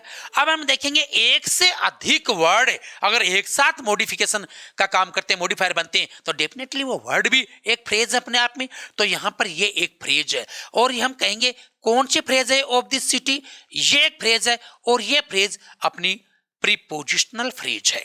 यहां फ्रेज आ रही है, और ये फ्रेज देखो अंत, इस फ्रेज का अंत, माना कि हमें ऑफ का नहीं पता कि ये प्रीपोजिशन है क्या, लेकिन ये देख लो इसके, ये प्रीपोजिशनल फ्रेज हमने सीखा कि उसके प्रीपोजिशन के बाद में उसमें प्रीपोजिशनल कॉम्प्लीमेंट होता है, या हम ये यूं कहें कि एक प्रीपोजिशनल फ्रेज प्रीपोजिशन शुरू होती है और नाउन या प्रोनाउन के साथ खत्म होती है। तो इसमें अंत में तो ये क्या है? अंत में तो नाउन है ना, सिटी नाउन है अंत में, तो यहां पर ये नाउन है, तो नाउन के साथ खत्म हो रही है, इसका मतलब डेफिनेटली ये प्रीपोजिशनल फ्रेज है। अगर ये फ्रेज नाउन के या प्रोनाउन के साथ खत्म हो रही है तो डेफिनेटली ये प्रीपोजिशनल फ्रेज है। और ये प्रीपोजिशनल फ्रेज इस प्रकार से यहां पर ये नाउन फ्रेज में पोस्ट मॉडिफायर का काम कर रही है। हम इसको पहचान गए यहां पर, तो अब हमें पता चल जाएगा कि इसका पहला वर्ड है तो वो क्या है? प्रीपोजिशन है। ऐसे नाउन फ्रेज की बात नहीं, ये एडजेक्टिव फ्रेज में भी पोस्ट मॉडिफायर का काम कर सकती है। एडजेक्टिव फ्रेज में भी पोस्ट मॉडिफायर का काम कर सकती है। एडजेक्टिव फ्रेज में हम देखते हैं, जैसे मैं कहूंगा ही इज इंटरेस्टेड, अब इंटरेस्टेड का चाहे भले ही आप ये कह दो थर्ड फॉर्म है, लेकिन जो वर्ब की थर्ड फॉर्म है वो एडजेक्टिव का काम भी कर सकती है। यहाँ पर ये इंटरेस्टेड एडजेक्टिव है, तो एडजेक्टिव है तो यहाँ पर देखिए ही इंटरेस्टेड इन इंग्लिश, मैं ये लिखूं। अब यहाँ पर देखेंगे हम, देखो ये सब्जेक्ट है अपना, ये प्रेडिकेटर या वर्ब एलिमेंट है, और यहाँ इसको हम एडजेक्टिव माने तो इतना इतना अपना एक ही क्लोज एलिमेंट है। इस क्लोज एलिमेंट को हम सब्जेक्ट कॉम्प्लीमेंट कहेंगे। कैसे कहेंगे वो क्लोज एलिमेंट में पढ़ेंगे हम। ये सब्जेक्ट कॉम्प्लीमेंट है, सब्जेक्ट कॉम्प्लीमेंट है ये यहाँ पर। अब ये सब्जेक्ट कॉम्प्लीमेंट है, ये डेफिनेट पता चल गया कि इस फ्रेज को अगर एनालिसिस करें तो एडवर्ड इसमें इंटरेस्टेड है, ये एडवर्ड है हमारा, तो इसका पोस्ट मॉडिफिकेशन ये दो वर्ड मिलकर के बना रहे हैं। ये लो, ये इसके पोस्ट मॉडिफायर अर्थात एम है, एच एम इसका एनालिसिस हुआ। जब ये इन इंग्लिश ये इस एडजेक्टिव का पोस्ट मॉडिफिकेशन बना रहा है यहाँ पर दो वर्ड मिलकर के, तो ये दोनों वर्ड भी एक फ्रेज है, और ये यहाँ पर ये फ्रेज इसका अंत एक नाउन के साथ हो रहा है। इसका मतलब ये प्रीपोजिशनल फ्रेज है। प्रीपोजिशनल फ्रेज का ही अंत नाउन या प्रोनाउन के साथ होता है, तो ये प्रीपोजिशनल फ्रेज है। प्रीपोजिशनल फ्रेज है तो ये इन हमारा प्रीपोजिशन है। ऐसे ही एडवर्ब फ्रेज में भी ये पोस्ट मॉडिफिकेशन का काम कर सकती है। एडवर्ब फ्रेज, एडवर्ब फ्रेज में भी पोस्ट मॉडिफायर का काम कर सकती है ये फ्रेज सारी। अभी इस टॉपिक के पूरा होने के बाद में हम सेकंड टॉपिक के रूप में पढ़ेंगे, अभी इनका परिचय ले रहे हैं हम यहाँ पर। एडवर्ब फ्रेज में मैं कहूँगा शी वॉक्स वो चलती है, fastest of all, fastest of all सबसे तेज चलती है। यहाँ पर आप देख रहे हो कि ये सब्जेक्ट पार्ट है अपना, ये प्रेडिकेटर बोल देते हैं, वर्ब पार्ट बोल देते हैं, और ये एडवर्बियल पार्ट बोलते हैं इसको, एडवर्बियल पार्ट, क्योंकि ये वर्ब को कब कहाँ क्यों कैसे का आंसर दे रहा है, कैसे, फास्टेस्ट ऑफ ऑल। इस पार्ट में हम देखते हैं तो ये भी एक फ्रेज है। इस फ्रेज का एडवर्ड तो ये वर्ड है, एडवर्ड ये है, निसंदेह एडवर्ब है, वर्ब की विशेषता बता रहा है। लेकिन ये दोनों वर्ड मिलकर के यहाँ पर ऑफ ऑल दोनों वर्ड मिलकर के पोस्ट मॉडिफिकेशन का काम करें, इसी का फास्टेस्ट की विशेषता बता रहे हैं, ये मॉडिफायर है। तो ऐसी स्थिति में दो वर्ड मिलकर मॉडिफायर का काम कर रहे हैं, तो फिर ये फ्रेज है, फ्रेज है। और आगे देखो एक प्रोनाउन के साथ खत्म हो रही है ये फ्रेज, तो फिर ये डेफिनेटली प्रीपोजिशनल फ्रेज है। और प्रीपोजिशनल फ्रेज है तो ये पहला वर्ड इसका प्रीपोजिशन है। तो हम प्रीपोजिशनल फ्रेज को पहचान सकते हैं। पहले तो बात तो इस आधार पर कि पोस्ट मॉडिफायर के रूप में प्रीपोजिशनल फ्रेज नाउन फ्रेज में आ सकती है, एडजेक्टिव फ्रेज में और एडवर्ब फ्रेज में आ सकती है। जब हमें प्रीपोजिशनल फ्रेज का पता चल गया तो उसके बाद में हम प्रीपोजिशन का पता चला लेते हैं। यहाँ पर ये देखें, पहला फंक्शन प्रीपोजिशनल फ्रेज का हमने पोस्ट मॉडिफायर के रूप में पहचान लिया है। अगला फंक्शन हम देखते हैं, पहले हम इसी को पहचानते हैं। यहाँ पर देखो, इस पर कुछ एक सेंटेंसेस के आधार पर हम प्रीपोजिशनल फ्रेज को ढूंढते हैं, इसका विश्लेषण करते हैं अपन। यहाँ पर देखते हैं ये एक सेंटेंस अपना, नोबडी बट यू, यहाँ पर इसमें इतना इतना ये सब्जेक्ट है, ये सब्जेक्ट है तो डेफिनेटली ये नाउन फ्रेज है, इसमें कोई शक नहीं, नाउन फ्रेज है। तो हम देखेंगे ये प्रोनाउन इसका एडवर्ड है, नोबडी एडवर्ड है, और ये एडवर्ड है तो ये बट यू ये इतना इतना इसका मॉडिफायर है। और ये दो वर्ड एक से अधिक वर्ड मिलकर के एक साथ मॉडिफायर बन रहे हैं, तो इसका मतलब फ्रेज है। फ्रेज कौन सी है? अंत में प्रोनाउन है, अंत में नाउन या प्रोनाउन है तो वो प्रीपोजिशनल फ्रेज है। चूंकि ये इतनी बड़ी प्रीपोजिशनल फ्रेज है, बट यू पीपी है, तो इसका मतलब बट हमारा डेफिनेटली प्रीपोजिशन है। ये बट हमारा क्या हो गया? ये प्रीपोजिशन है। अब हम आगे देखेंगे। एक बात ये भी ध्यान में रखो, ऐसी एक्सप्रेशन आपको देखने को मिलती हैं इस प्रकार की, नोबडी बट, ये लो बट, आगे चाहे कुछ ही हो लिखा हुआ। ऐसे ही नथिंग बट, आगे चाहे कुछ ही लिखा हुआ हो। कुछ ही क्या आएगा? डेफिनेटली नाउन फ्रेज आएगी, नाउन या प्रोनाउन आएगा, या कोई एडजेक्टिव या डिटरमिनर आकर के बाद में नाउन या प्रोनाउन आ जाएगा। तो ऐसे ही आ जाए नन बट, आगे चाहे कुछ भी आ जाए। नो वन बट, ऐसे इसी प्रकार से ऑल बट, ऐसे आगे चाहे कुछ भी आए। इस प्रकार की एक्सप्रेशन आती है, डेफिनेटली ये नाउन फ्रेज है। ऐसी एक्सप्रेशन में जो ये बट आता है, इस बट को आप ध्यान में रखिए, ये हमेशा प्रीपोजिशन होता है, ये कंजक्शन नहीं होता, ये हमेशा प्रीपोजिशन होता है ऐसी एक्सप्रेशन में बट। तो यहां पर बट है, ये प्रीपोजिशन है। ही एज वेल एज यू, इस नीचे वाले सेंटेंस में देखते हैं तो देखिए आप, डेफिनेटली यहां तक का जो पार्ट है वो सब्जेक्ट है, और सब्जेक्ट हमेशा नाउन फ्रेज होता है सिंपल सेंटेंस में। तो इसमें देखेंगे एडवर्ड इसका हीज, ये प्रोनाउन है। अब ये इतना बड़ा बच गया एज वेल एज यू यहां पर। तो ये एज वेल एज यू चूंकि ये फ्रेज है, और फ्रेज इसका मॉडिफायर बन रही है, एडवर्ड है ये मॉडिफायर। ये फ्रेज कौन सी है, ये देख लो आप कि इसका अंत तो प्रोनाउन के साथ हो रहा है, इसका मतलब ये प्रीपोजिशनल फ्रेज है। अब इसका शुरुआती वर्ड प्रीपोजिशन है। शुरुआती वर्ड कौन सा इसमें, एज अकेला नहीं, एज वेल एज। 3 वर्ड दिखते हैं लेकिन एक वर्ड का स्टेटस पूरा करते हैं, अब ये प्रीपोजिशन है। तो आप ये ध्यान में रखो हमेशा कि एज वेल एज है, ये हमेशा ही प्रीपोजिशन देता है, एज वेल एज। इस स्ट्रक्चर में एज वेल एज भी आ जाए, यहाँ पर लाइक भी आ जाए चाहे भले ही, अनलाइक भी आ जाए चाहे भले ही, यहाँ पर विद भी आ जाए चाहे, क्या फर्क पड़ता है भाई, यहाँ पर चाहे अलॉन्ग विद भी आ जाए यहाँ पर, तो वो क्या है, वो प्रीपोजिशन ही है। ये सब प्रीपोजिशन है, इस स्ट्रक्चर में यहां पर आते हैं तो ये सब प्रीपोजिशन है। देख लीजिए आप लगा करके, आ जाएंगे सारे ही। ये लो, जैसे देखो आप, ही लाइक यू हो जाएगा, क्या फर्क पड़ जाएगा, ही एज वेल एज और लाइक का एक ही सेंस निकलता है यहाँ पर, he as well as you है, यहाँ पर he like you is my friend हो जाएगा, आपकी भांति वो मेरा मित्र है। ही अनलाइक यू आ जाएगा, आपसे कहीं भिन्न, वो मेरा मित्र है। और ऐसे ही एज यू आ जाएगा, एज का अर्थ भी की भांति के रूप में होता है। तो यहाँ लाइक या एज, ये तो एक ही सेंस देते हैं, एक से ही वर्ड है, तो ये सब प्रीपोजिशन है। ऐसे देखो रवि, इसमें देखते हैं हम तो यहाँ पर ये देखिए, ये सब्जेक्ट है, नाउन फ्रेज है, इसमें अलोंग विद आ रहा है, तो ये प्रीपोजिशन है भाई, क्योंकि यहां से यहां तक ये प्रीपोजिशनल फ्रेज है पीपी, तो इसका अलोंग विद प्रीपोजिशन है। इसी प्रकार से हम देखेंगे कि ये देखिए ही लाइक्स, ये लाइक्स के आगे आ रहा है, तो ये नाउन फ्रेज है, डेफिनेटली नाउन फ्रेज है, तो नथिंग तो प्रोनाउन है, ये एडवर्ड हो गया, और बट ऑनेस्टी है, ये क्या है, ये इसका मॉडिफायर है। अगर एक से अधिक वर्ड मॉडिफायर बनते हैं तो डेफिनेटली वो फ्रेज है, वो भी फ्रेज है। फ्रेज जो नाउन या प्रोनाउन के साथ जिसका अंत होता है वो प्रीपोजिशनल फ्रेज है, इसलिए बट हमारा प्रीपोजिशन हो गया, बट प्रीपोजिशन हो गया। वैसे भी सीधा पहचानना भी बताया मैंने, nobody but, nothing but, none but, no one but, all but, इनमें ऐसे एक्सप्रेशन में बट हो प्रीपोजिशन ही होता है। आगे चलते हैं, देखते हैं, I saw there a man of ideas. यहां पर देखो आप, a man of ideas, definitely it's a noun phrase, and if it's a noun phrase definitely man is its headword, and of ideas all together make its modifier, a becomes another modifier.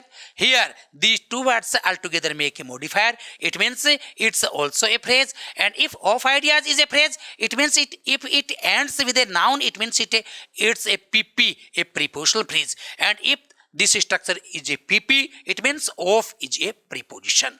तो इसी प्रकार से हम आगे चलते हैं, देखिए I like you I am a teacher. यहां पर इसमें देखते हैं ये हमारा सब्जेक्ट है, ये सब्जेक्ट है तो ये नाउन फ्रेज है, डेफिनेटली सब्जेक्ट है तो ये नाउन फ्रेज हो गया।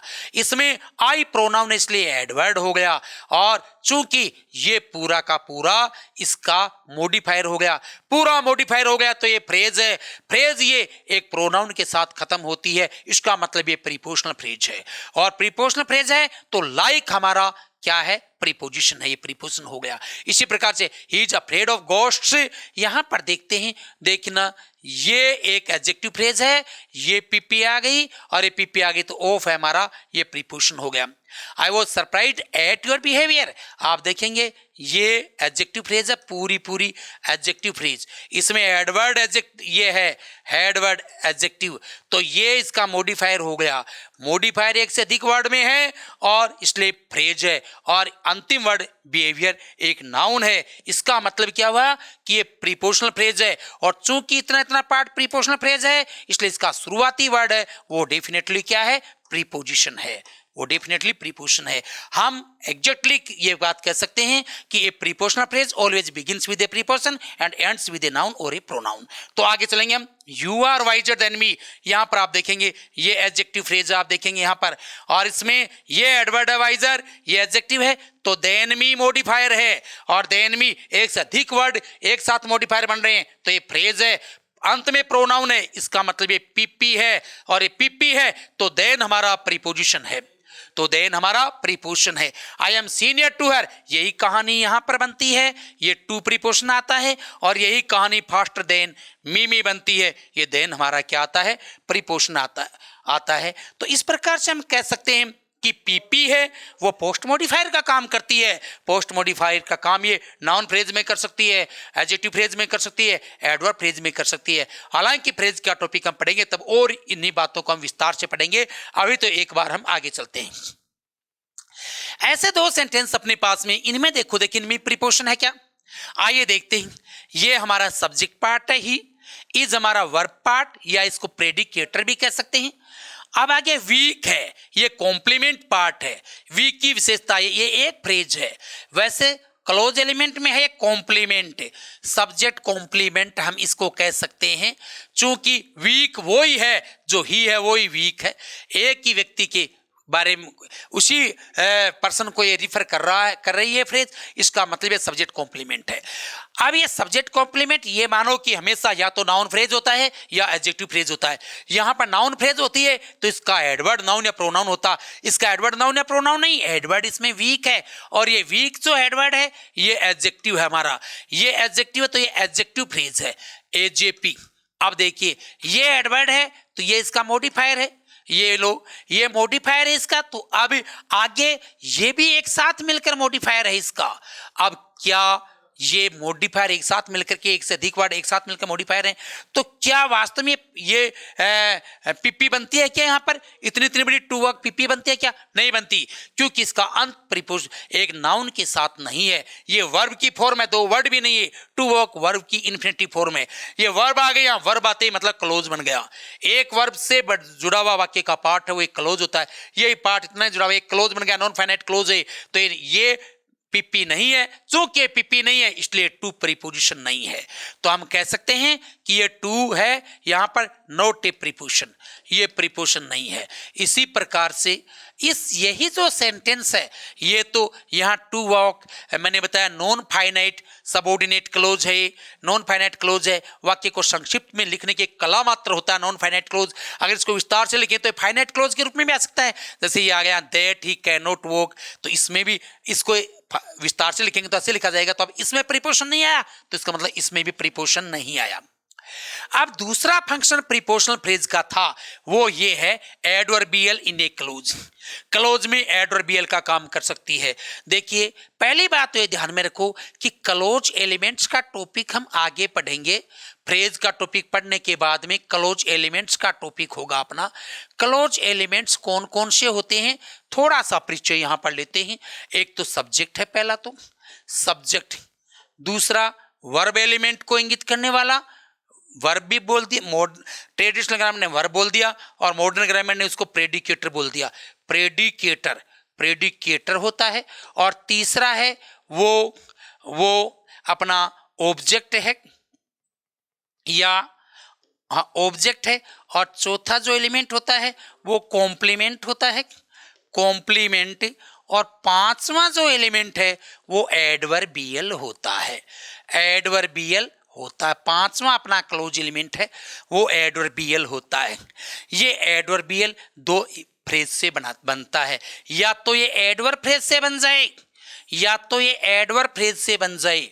एडवर्ब फ्रेज से बनेगा तो अंतिम वर्ड उस फ्रेज का एडवर्ब होगा, और या है ये एडवर्ब फ्रेज से बन जाए, एडवर्ब फ्रेज से बनेगा तो मतलब उसमें एडवर्ड अंतिम वर्ड की बात नहीं, एडवर्ब होगा, और या ये प्रीपोजिशनल फ्रेज से बन जाए। प्रीपोजिशनल अगर एडवर्ब फ्रेज से नहीं बनता है तो फिर ये मानो ये प्रीपोजिशनल फ्रेज से ही बन रहा है, या तो एडवर्ब फ्रेज से बन जाए या प्रीपोजिशनल फ्रेज से बन जाए। जैसे एडवर्ब फ्रेज की बात करूं तो मैं यहां पर लिखता हूं, जैसे शी वॉक्स वेरी फास्ट, ये लो, सी वॉक्स वेरी फास्ट। यहां पर देखेंगे ये सब्जेक्ट है, ये प्रेडिकेटर इस वर्ब से बने क्वेश्चन हाउ का आंसर देता है, इसलिए ये एडवर्बियल है। क्लोज एलिमेंट में एडवर्बियल है। अब ये एडवर्बियल है, ये देखो ये कौन सी फ्रेज से बना। क्लोज एलिमेंट सारे एक एक फ्रेज से बनते हैं। ये तो नाउन फ्रेज हो गई हमारी, ये वर्ब फ्रेज हो गई। ये कौन सी फ्रेज है, ये इसको देखेंगे एडवर्ड कौन सा इसमें, प्रधान शब्द इसमें फास्ट है, फास्ट एडवर्ब है, इसलिए ये एडवर्ब फ्रेज है। इसलिए कौन सी फ्रेज है, एडवर्ब फ्रेज है। तो या तो एडवर्बियल एडवर्ब फ्रेज से बन जाए या एडवर्ब फ्रेज से नहीं बनता है तो फिर डेफिनेटली वो प्रीपोजिशनल फ्रेज से बनता है। मैं दूसरा सेंटेंस ऐसे भी लिख सकता हूं, शी वॉक्स, ये लो ये इस प्रकार से लिखा हमने। दूसरा है she walks like a deer, like a deer. यहां पर हम देखें तो अब की बार वह कैसे चलता है, इसका आंसर ये पार्ट बताता है। ये एडवर्बियल बनता है हमारा। क्योंकि एडवर्बियल को मैंने बताया या तो एडवर्ब फ्रेज से बनेगा, एडवर्ब फ्रेज से नहीं बनता तो प्रीपोजिशनल फ्रेज से बनेगा। आप देख लो ये एडवर्ब फ्रेज है क्या, एडवर्ब फ्रेज होगी तो इसमें एडवर्ब होगा। इसमें एडवर्ब डियर है और डियर तो ये एक नाउन होता है न कि एडवर्ब। इसका मतलब क्या हुआ कि अगर इस फ्रेज का अंत किसी नाउन या प्रोनाउन के साथ हुआ है तो फिर ये प्रीपोजिशनल फ्रेज है। हमने पहचान लिया। अब ये एक दूसरी फ्रेज नहीं हो सकती, प्रीपीपी है, प्रीपोजिशनल फ्रेज है। क्योंकि ये प्रीपोजिशनल फ्रेज है इसलिए इसका पहला वर्ड प्रीपोजिशन है।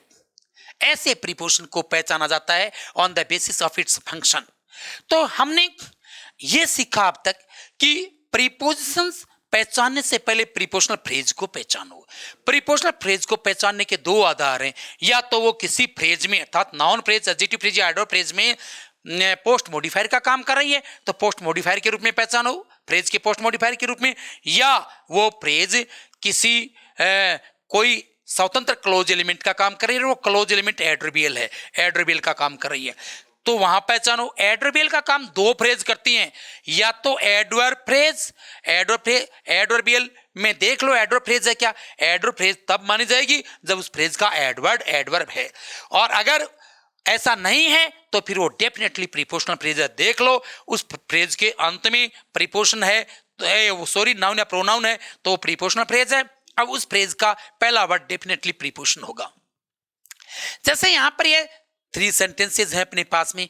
ही रोड लाइक ए लायन, आप देखो वो गर्जा कैसे स्वतंत्र क्लोज एलिमेंट बना दिया इसने, एडवर्बियल बना दिया, और इसमें यहां एडवर्ड है देखते हैं तो मतलब नाउ इसके आगे देखें, इसमें देख लो अगर एडवर्ब फ्रेज होती तो इसमें एडवर्ब होता है, एडवर्ब तो कोई सा वर्ड ही नहीं है इसमें, और इसके बजाय ये फ्रेज नाउन के साथ खत्म हो रही है, इसका मतलब डेफिनेटली ये प्रीपोजिशनल फ्रेज है, और प्रीपोजिशनल फ्रेज है तो ये लाइक हमारा प्रीपोजिशन है। ऐसे ऑल वर्क फॉर बनी, ये पीपी है और पीपी है तो ये प्रीपोजिशन है।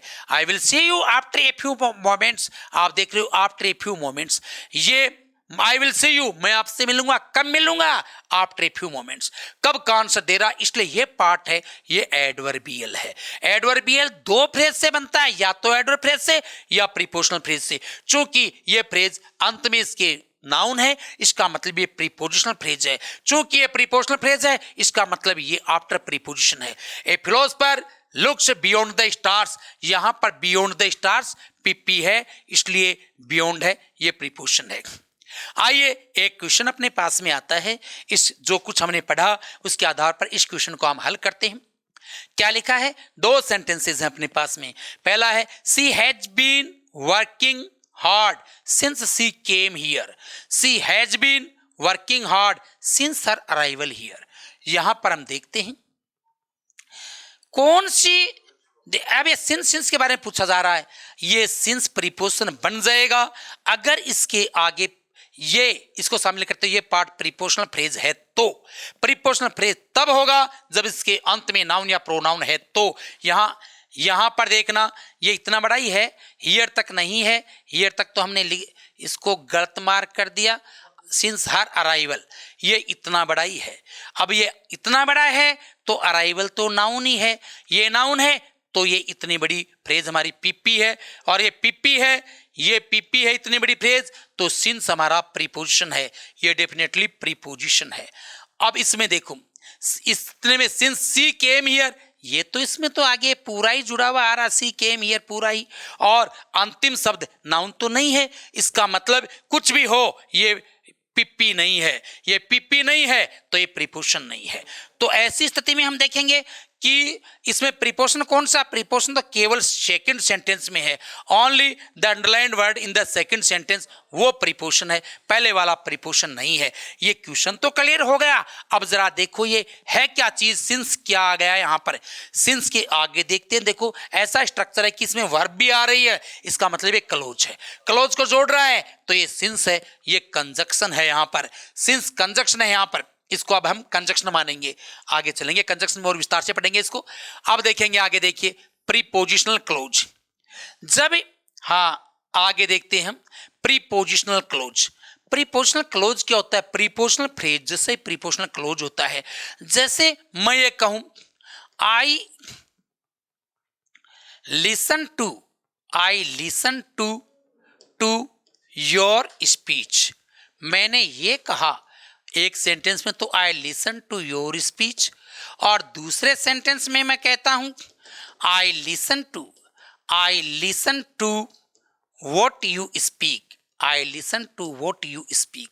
मैंने ऐसा कह दिया दूसरे सेंटेंस में, I listen to what you speak.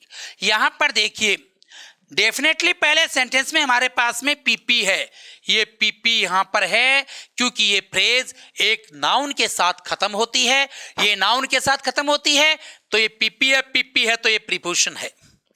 अब क्या दूसरे सेंटेंस में भी ये प्रीपोजिशन है क्या, देखो ये प्रीपोजिशन है तो ये नाउन फ्रेज है। पीपी की परिभाषा, पीपी का स्ट्रक्चर यही होता है, PP equal to P plus NP, तो ये P है, ये NP है। नीचे वाला स्ट्रक्चर क्या कहता है हमें, इसमें देखते हैं, अगर इसको हम प्रीपोजिशन मान ले, चलो मान लेते हैं, तो ये तो PP नहीं है क्योंकि इसमें तो वर्ब है, वर्ब से जुड़ा हुआ पार्ट है। तो ये वर्ब से जुड़ा हुआ पार्ट है तो इसका मतलब ये इतना पार्ट वर्ब से जुड़ा हुआ, तो ये क्लोज है। वाक्य का जितना पार्ट एक वर्ब फ्रेज से जुड़ता है तो वो क्लोज है। यहां स्पीक से इतना जुड़ा हुआ है तो ये क्लोज है। क्लोज की ये डेफिनेशन होती है, such a sentence part that's connected to a single verb phrase is a clause. एक वर्ब फ्रेज से जुड़ा हुआ तो वो क्लोज, ये क्लोज है। यहां पर देखना ये काम कैसा कर रहा है, ये क्लोज, ये सबऑर्डिनेट क्लोज है। ध्यान रखो, इस क्लोज की कैटेगरी है सबऑर्डिनेट क्लोज, ये कोऑर्डिनेट क्लोज नहीं, ये सबऑर्डिनेट क्लोज है, सबऑर्डिनेट क्लोज है क्योंकि ये सबऑर्डिनेटिंग कंजक्शन से शुरू हो रहा है, वो सबऑर्डिनेटिंग कंजक्शन है। अब ये सबऑर्डिनेट क्लोज यहां पर फंक्शन वो ही कर रहा है जो नाउन फ्रेज कर रही है, इसका मतलब इसको नाउन क्लोज कहेंगे। इसको क्या कहेंगे हम, नाउन क्लोज कह देंगे। सबऑर्डिनेट क्लोज का एक प्रकार हो गया नाउन क्लोज। तो यहां पर सब प्रीपोजिशन, अब ये निष्कर्ष निकला है कि प्रीपोजिशनल कॉम्प्लीमेंट, अब तक हम ये पढ़ते आए थे कि प्रीपोजिशनल कॉम्प्लीमेंट नाउन फ्रेज होता है, लेकिन अब इतना और पढ़ रहे हैं कि प्रीपोजिशनल कॉम्प्लीमेंट नाउन फ्रेज के अलावा नाउन क्लोज भी होता है, और ऐसा क्लोज प्रीपोजिशन को शामिल करते हुए ये प्रीपोजिशनल क्लोज कहलाता है, प्रीपोजिशनल क्लोज कहलाता है, प्रीपोजिशनल क्लोज। जैसे ये नाउन फ्रेज को शामिल करते हुए प्रीपोजिशनल फ्रेज थी, वैसे नाउन क्लोज को शामिल करते हुए ये और इस प्रीपोजिशन को शामिल करते हुए प्रीपोजिशनल क्लोज है।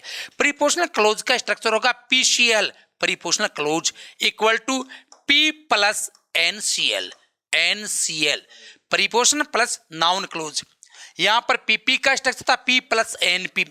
तो ये बात समझ में आई अब तक अपने कि नाउन क्लोज भी प्रीपोजिशनल कॉम्प्लीमेंट का काम कर सकता है। अगर प्रीपोजिशनल फ्रेज नहीं है, अर्थात हमारे पास में प्रीपोजिशनल ठीक बाद में प्रीपोजिशनल कॉम्प्लीमेंट के रूप में नाउन फ्रेज नहीं है, तो देख लो नाउन क्लोज है क्या, अर्थात कोई सबऑर्डिनेट क्लोज होना चाहिए, और सबऑर्डिनेट क्लोज है तो भी डेफिनेटली वो हमारा वर्ड प्रीपोजिशन ही है, वो सबऑर्डिनेट क्लोज भी प्रीपोजिशनल कॉम्प्लीमेंट का काम कर रहा है।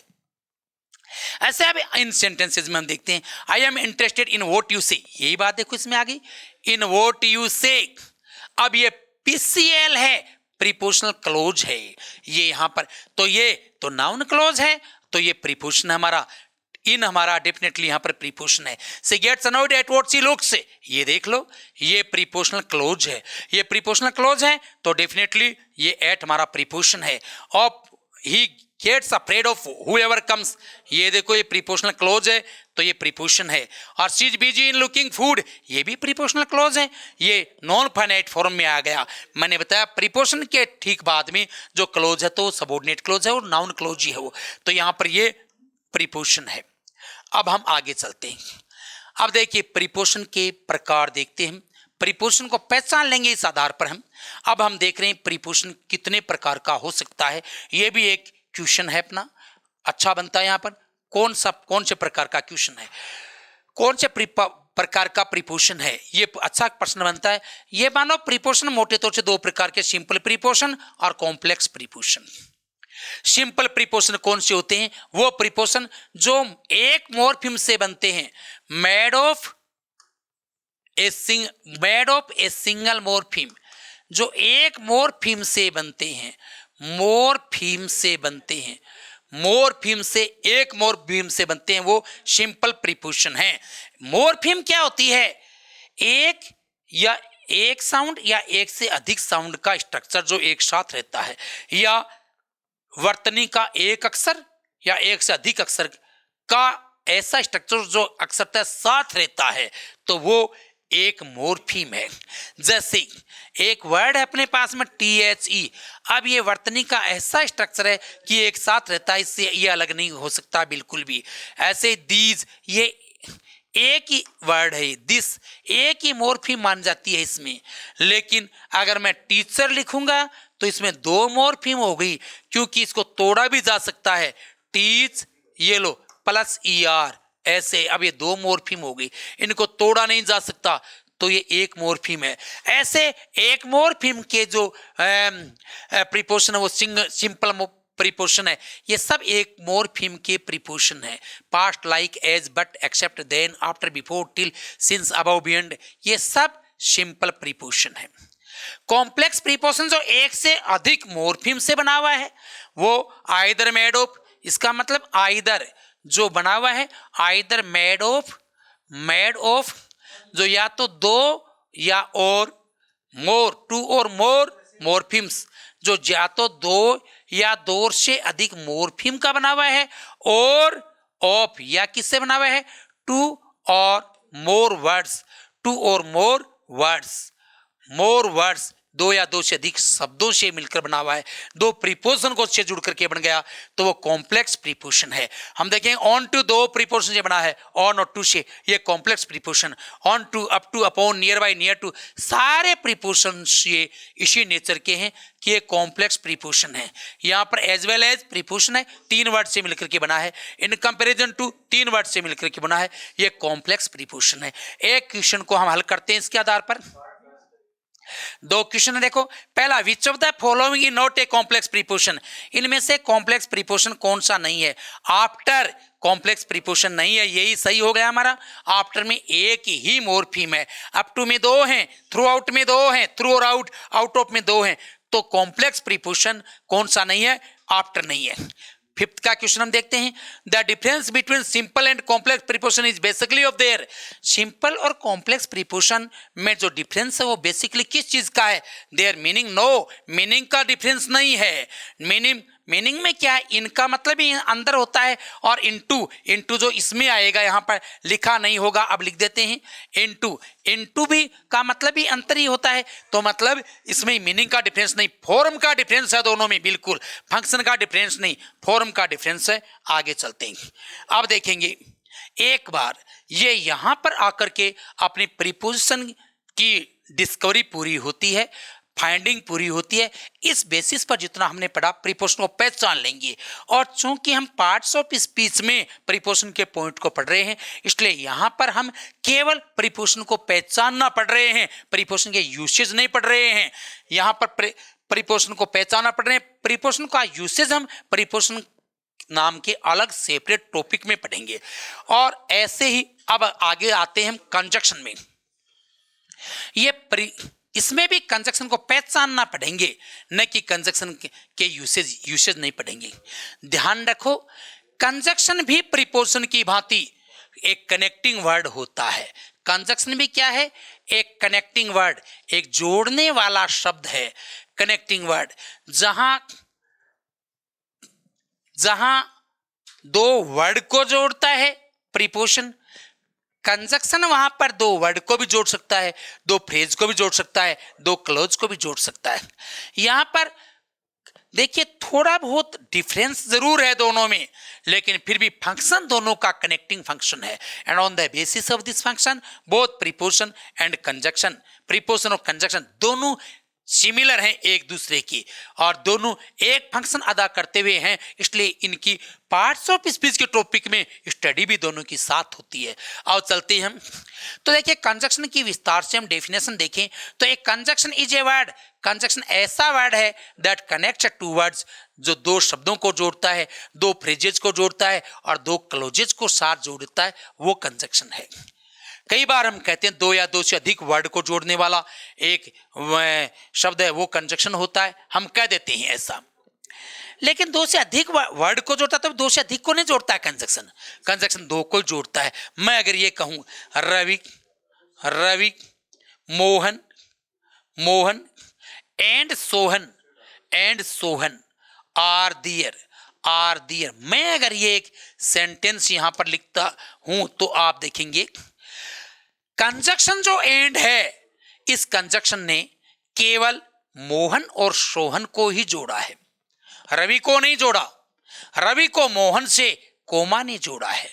कोमा का भी कनेक्टिंग फंक्शन होता है, तो हम कह सकते हैं कि कोमा आती है पंक्चुएशन में, पंक्चुएशन भी करता है कनेक्टिंग फंक्शन, पंक्चुएशन में भी कनेक्टिंग फंक्शन होता है, तो हम कह सकते हैं इवन पंक्चुएशन, पंक्चुएशन भी performs the function of connection, connection का फंक्शन, जोड़ने का फंक्शन है, वो पंक्चुएशन भी करता है, कोमा भी करती है, इन्वर्टेड कोमा भी करती है, ये कोलन सेमी कोलन सब ये कनेक्टिंग फंक्शन करते हैं। तो अब चलते हैं हम आगे, और कंजक्शन का मतलब कनेक्टिंग वर्ड है, कनेक्शन का फंक्शन करता है, ये दो वर्ड को जोड़ सकता है, दो फ्रेजेस को जोड़ सकता है, दो क्लोजेस को जोड़ सकता है। Here in the first sentence we see John and Grace are classmates. यहां पर हम देखते हैं जोन एक वर्ड है, ग्रेस एक वर्ड है, कंजक्शन ने दो वर्ड को जोड़ा। You will be attracted your aim at your aims or at the worldly joys, यहां पर और एक कंजक्शन है, ये और जो कंजक्शन है इसने एक PP eight your AIIMS, PP है, एक पीपी आगे आ गई, एट द वर्ल्डली जॉयज दो पीपी को जोड़ा है, अर्थात दो फ्रेज को जोड़ दिया। नीचे देखते हैं सी डिडंट वर्क हार्ड, ये बट यहां पर देख रहे हो आप, ये कंजक्शन है, क्योंकि यहां पर एक क्लोज तो इधर है, इसके वर्ब से जुड़ा हुआ ये पार्ट, इसलिए क्लोज, एक क्लोज ये हो गया, फिर से वर्ब से जुड़ा हुआ है तो दो क्लोज को जोड़ रहा है। We should evaluate what we have, ये भी वोट है, ये कंजक्शन है, ये भी दो क्लोज को जोड़ रहा है, यहाँ वी हैव और वी शुड इवेल्युएट, ये दो क्लोज को जोड़ रहा है। एवरीबॉडी सेज दैट, ये दैट है, एक कंजक्शन है। God is everywhere is a close, and even first of all everybody says it's also a clause, so we can say that here this conjunction that connects two clauses altogether। आगे चलते हैं हम आगे इसमें। अब देखिए conjunction कितने प्रकार का हो सकता है, विचार करते हैं, टाइप्स ऑफ कंजक्शन पर चलते हैं। कंजक्शन कितने प्रकार का हो सकता है? कंजक्शन दो प्रकार का, मोटे तौर से दो प्रकार का है। एक पहला कंजक्शन है कोऑर्डिनेटिंग कंजक्शन। कोऑर्डिनेटिंग कंजक्शन कौन सा होता है? कोऑर्डिनेटिंग कंजक्शन में आप ध्यान में रख लो तीन कंजक्शन, एंड, और बट, ये तीन कंजक्शन, इनके आधार पर आपके याद रह जाएगा एंड है तो बोथ एंड भी है, एंड है तो बोथ एंड भी है, एंड है तो बोथ एंड भी है अपने पास में, एंड है तो बोथ एंड भी है, बोथ एंड भी है, बोथ एंड भी, और अगर और है तो आइदर और भी है, आइदर और भी, और आइदर और है तो नाइदर नोर भी है, नाइदर नोर भी हो गया, ये लो नाइदर नोर भी, और बट है तो नॉट ओनली बट आल्सो भी है, नॉट ओनली बट आल्सो भी है। ये लो इतने ही कंजक्शन कोऑर्डिनेटिंग कंजक्शन होते हैं। Thus we can say that only 1 2 3 4 5 6 7. These 7 conjunctions are known as coordinating conjunctions. अगर कोई ये कह दे एंड सो भी होता है, एंड सो भी होता है, एंड देयरफॉर भी होता है, no, these are not conjunctions. In these expressions only the word and is conjunction, but and so and therefore are not conjunctions but adverbs. ये एडवर्ब है, तो ये कंजक्शन केवल एंड है यहाँ पर। तो ये इतने ही कोऑर्डिनेटिंग कंजक्शन होते हैं, ये बात ध्यान में रखने की है। इतनों में से भी एक टर्म और है, बोथ एंड को देख लो आप, ये बोथ एंड, ये आइदर और ये neither nor, not only but also, इतनों को देखोगे, इनको हम कोरिलेटिव कंजक्शन भी कह सकते हैं, कोरिलेटिव कंजक्शन भी कह सकते हैं, कोरिलेटिव कंजक्शन। और ज्यादा विस्तार से बोले तो ये कोरिलेटिव कोऑर्डिनेटिंग कंजक्शन है। कोरिलेटिव इसलिए बोलते हैं क्योंकि इनके दो पार्ट हैं, एक पार्ट के अनुरूप ही दूसरा पार्ट आता है। बोथ आ गया, अब यहां पर आगे और नहीं आ सकता, एंड ही आएगा। नाइदर आ गया, आगे नोट नहीं आ सकता, नोर ही आएगा। आइए देखते हैं दो क्वेश्चन है इसके आधार पर। Nobody but you attended the class, ये एक्सप्रेशन हम पहले ही पढ़ चुके हैं। पहली बात तो ये देख लो, ये इतना इतना बड़ा सब्जेक्ट है, और सब्जेक्ट है तो नाउन फ्रेज है, नाउन फ्रेज है तो नाउन या प्रोनाउन इसका एडवर्ड है, नोबडी प्रोनाउन है, ये एडवर्ड है, और आगे पूरा का पूरा बट यू इसका मॉडिफायर। दो वर्ड एक साथ मॉडिफायर है, इसका मतलब फ्रेज है, और ये फ्रेज प्रोनाउन के साथ खत्म हो रही है, इसका मतलब ये प्रीपोजिशनल फ्रेज है। प्रीपोजिशनल फ्रेज है तो बट एक प्रीपोजिशन है, ये बट हमारा प्रीपोजिशन है। दूसरी बात हमने ये भी सीखी है, नोबडी बट इस एक्सप्रेशन में बट है वो सिर्फ प्रीपोजिशन होता है। और you attended the class but nobody taught you, यहां पर देखना बट, इस बट के आगे क्लोज पूरा आ रहा है, वर्ब आ रही है, ये देख लो, टोट वर्ब आ रही है, बट के पीछे भी वर्ब आ रही है, बट के आगे पीछे दोनों तरफ अगर वर्ब है तो ही बट प्रीपोजिशन है, सॉरी कंजक्शन है, वरना बट प्रीपोजिशन है। ये बात एक और आधार आपके पास में बट के लिए आ गया कि देखना, if before and after, if before and after but के पहले but there is verb है, but के पहले भी verb होनी चाहिए और but के बाद में भी verb होनी चाहिए, तो but is a conjunction, तो ये but एक कंजक्शन है, इज ए कंजक्शन, तो बट एक कंजक्शन है, ये लो। अदरवाइज अन्यथा बट अगर दोनों तरफ वर्ब नहीं है तो बट इज ए प्रीपोजिशन, तो ये बट एक प्रीपोजिशन है, तो ये बट क्या है कि प्रीपोजिशन है। आप देख लेना, ये एक और आधार आ गया आपके पास में बट को पहचानने का, बट के दोनों तरफ वर्ब होनी चाहिए तो ये बट प्रीपोजिशन है, वरना बट तो ये बट कंजक्शन है, प्रीपोजिशन नहीं कंजक्शन। यदि बट के दोनों तरफ वर्ब है तो बट है वो कंजक्शन है, और अगर दोनों तरफ वर्ब है तब तो कंजक्शन है, दोनों तरफ वर्ब नहीं है, एक तरफ ही वर्ब है तो बट है वो प्रीपोजिशन है। यहां बट के आगे ही वर्ब है, पहले वर्ब नहीं है, ये देख लो, इसलिए ये प्रीपोजिशन। तो यहां पर क्या हुआ, अपना प्रीपोजिशन कंजक्शन होता है, तो option B goes to be the right answer. Second में देखेंगे, you as well as me are going there, as well as को तो हमने पढ़ लिया, एज वेल एज कभी भी कंजक्शन नहीं होता है, ये हमेशा प्रीपोजिशन होता है। तो यहां पर ये तो प्रीपोजिशन है, और एंड हमेशा कंजक्शन होता है, और कोई दूसरी क्लास को रिप्रेजेंट करता ही नहीं, तो ये प्रीपोजिशन और ये conjunction, preposition conjunction, option D goes to be the right answer. अब देखेंगे अब आगे, ये तो हमने पढ़े अभी subordinating coordinating conjunction. Coordinating conjunction कौन कौन से हैं, एंड और बट, तीन को याद रखो, एंड और बट तीन को याद रखो अपने, और तीन में आप देखते हो इनमें तीन से ये चार और बन गए, एंड तो बोथ एंड भी है, और है तो आइदर और भी है, नाइदर और भी है, और but not only but also भी है। यहां ये बट ही है जो कंजक्शन और प्रीपोजिशन दोनों का काम करता है, कहीं पर ये कंजक्शन बन जाता है और कहीं पर ये प्रीपोजिशन बन जाता है। ये तो ये केवल बट है, बाकी एंड और ये सारे हमेशा कंजक्शन रहते हैं, कभी भी किसी भी दूसरे वर्ड क्लास को रिप्रेजेंट नहीं करते हैं। अब आगे चलते हैं हम। इन सब में देखा तो बहुत है, टुकड़ों में है, दो दो टुकड़े हैं, इनको कोरिलेटिव कंजक्शन भी कह देते हैं। अब आगे चलते हैं। अगला जो मेजर टाइप है कंजक्शन का वो है subordinating conjunctions. Subordinating conjunctions, subordinating conjunctions का दूसरा नाम सबऑर्डिनेटर भी है। सबऑर्डिनेटर, सबऑर्डिनेटर भी कह सकते हैं हम इनको, या सबऑर्डिनेटर्स कह देंगे। कोऑर्डिनेटिंग कंजक्शन है, उनका दूसरा नाम है कोऑर्डिनेटर भी है, इनको हम कोऑर्डिनेटर्स भी कह सकते हैं, कोऑर्डिनेटर्स भी कह सकते हैं। अब हम आगे चलेंगे। तो सबऑर्डिनेटर्स हैं, सबऑर्डिनेटिंग कंजक्शन है, कौन कौन से होते हैं इनको याद रख लो आप। मोटे तौर से तो आप ये याद रखो कि दैट, इफ और सारे ही WH वर्ड्स, जितने भी WH वर्ड्स होते हैं वो ये सबऑर्डिनेटिंग कंजक्शन होते हैं। बहुतायात यही होते हैं इतने, और इनके साथ कौन से सबको हम देख रहे हैं।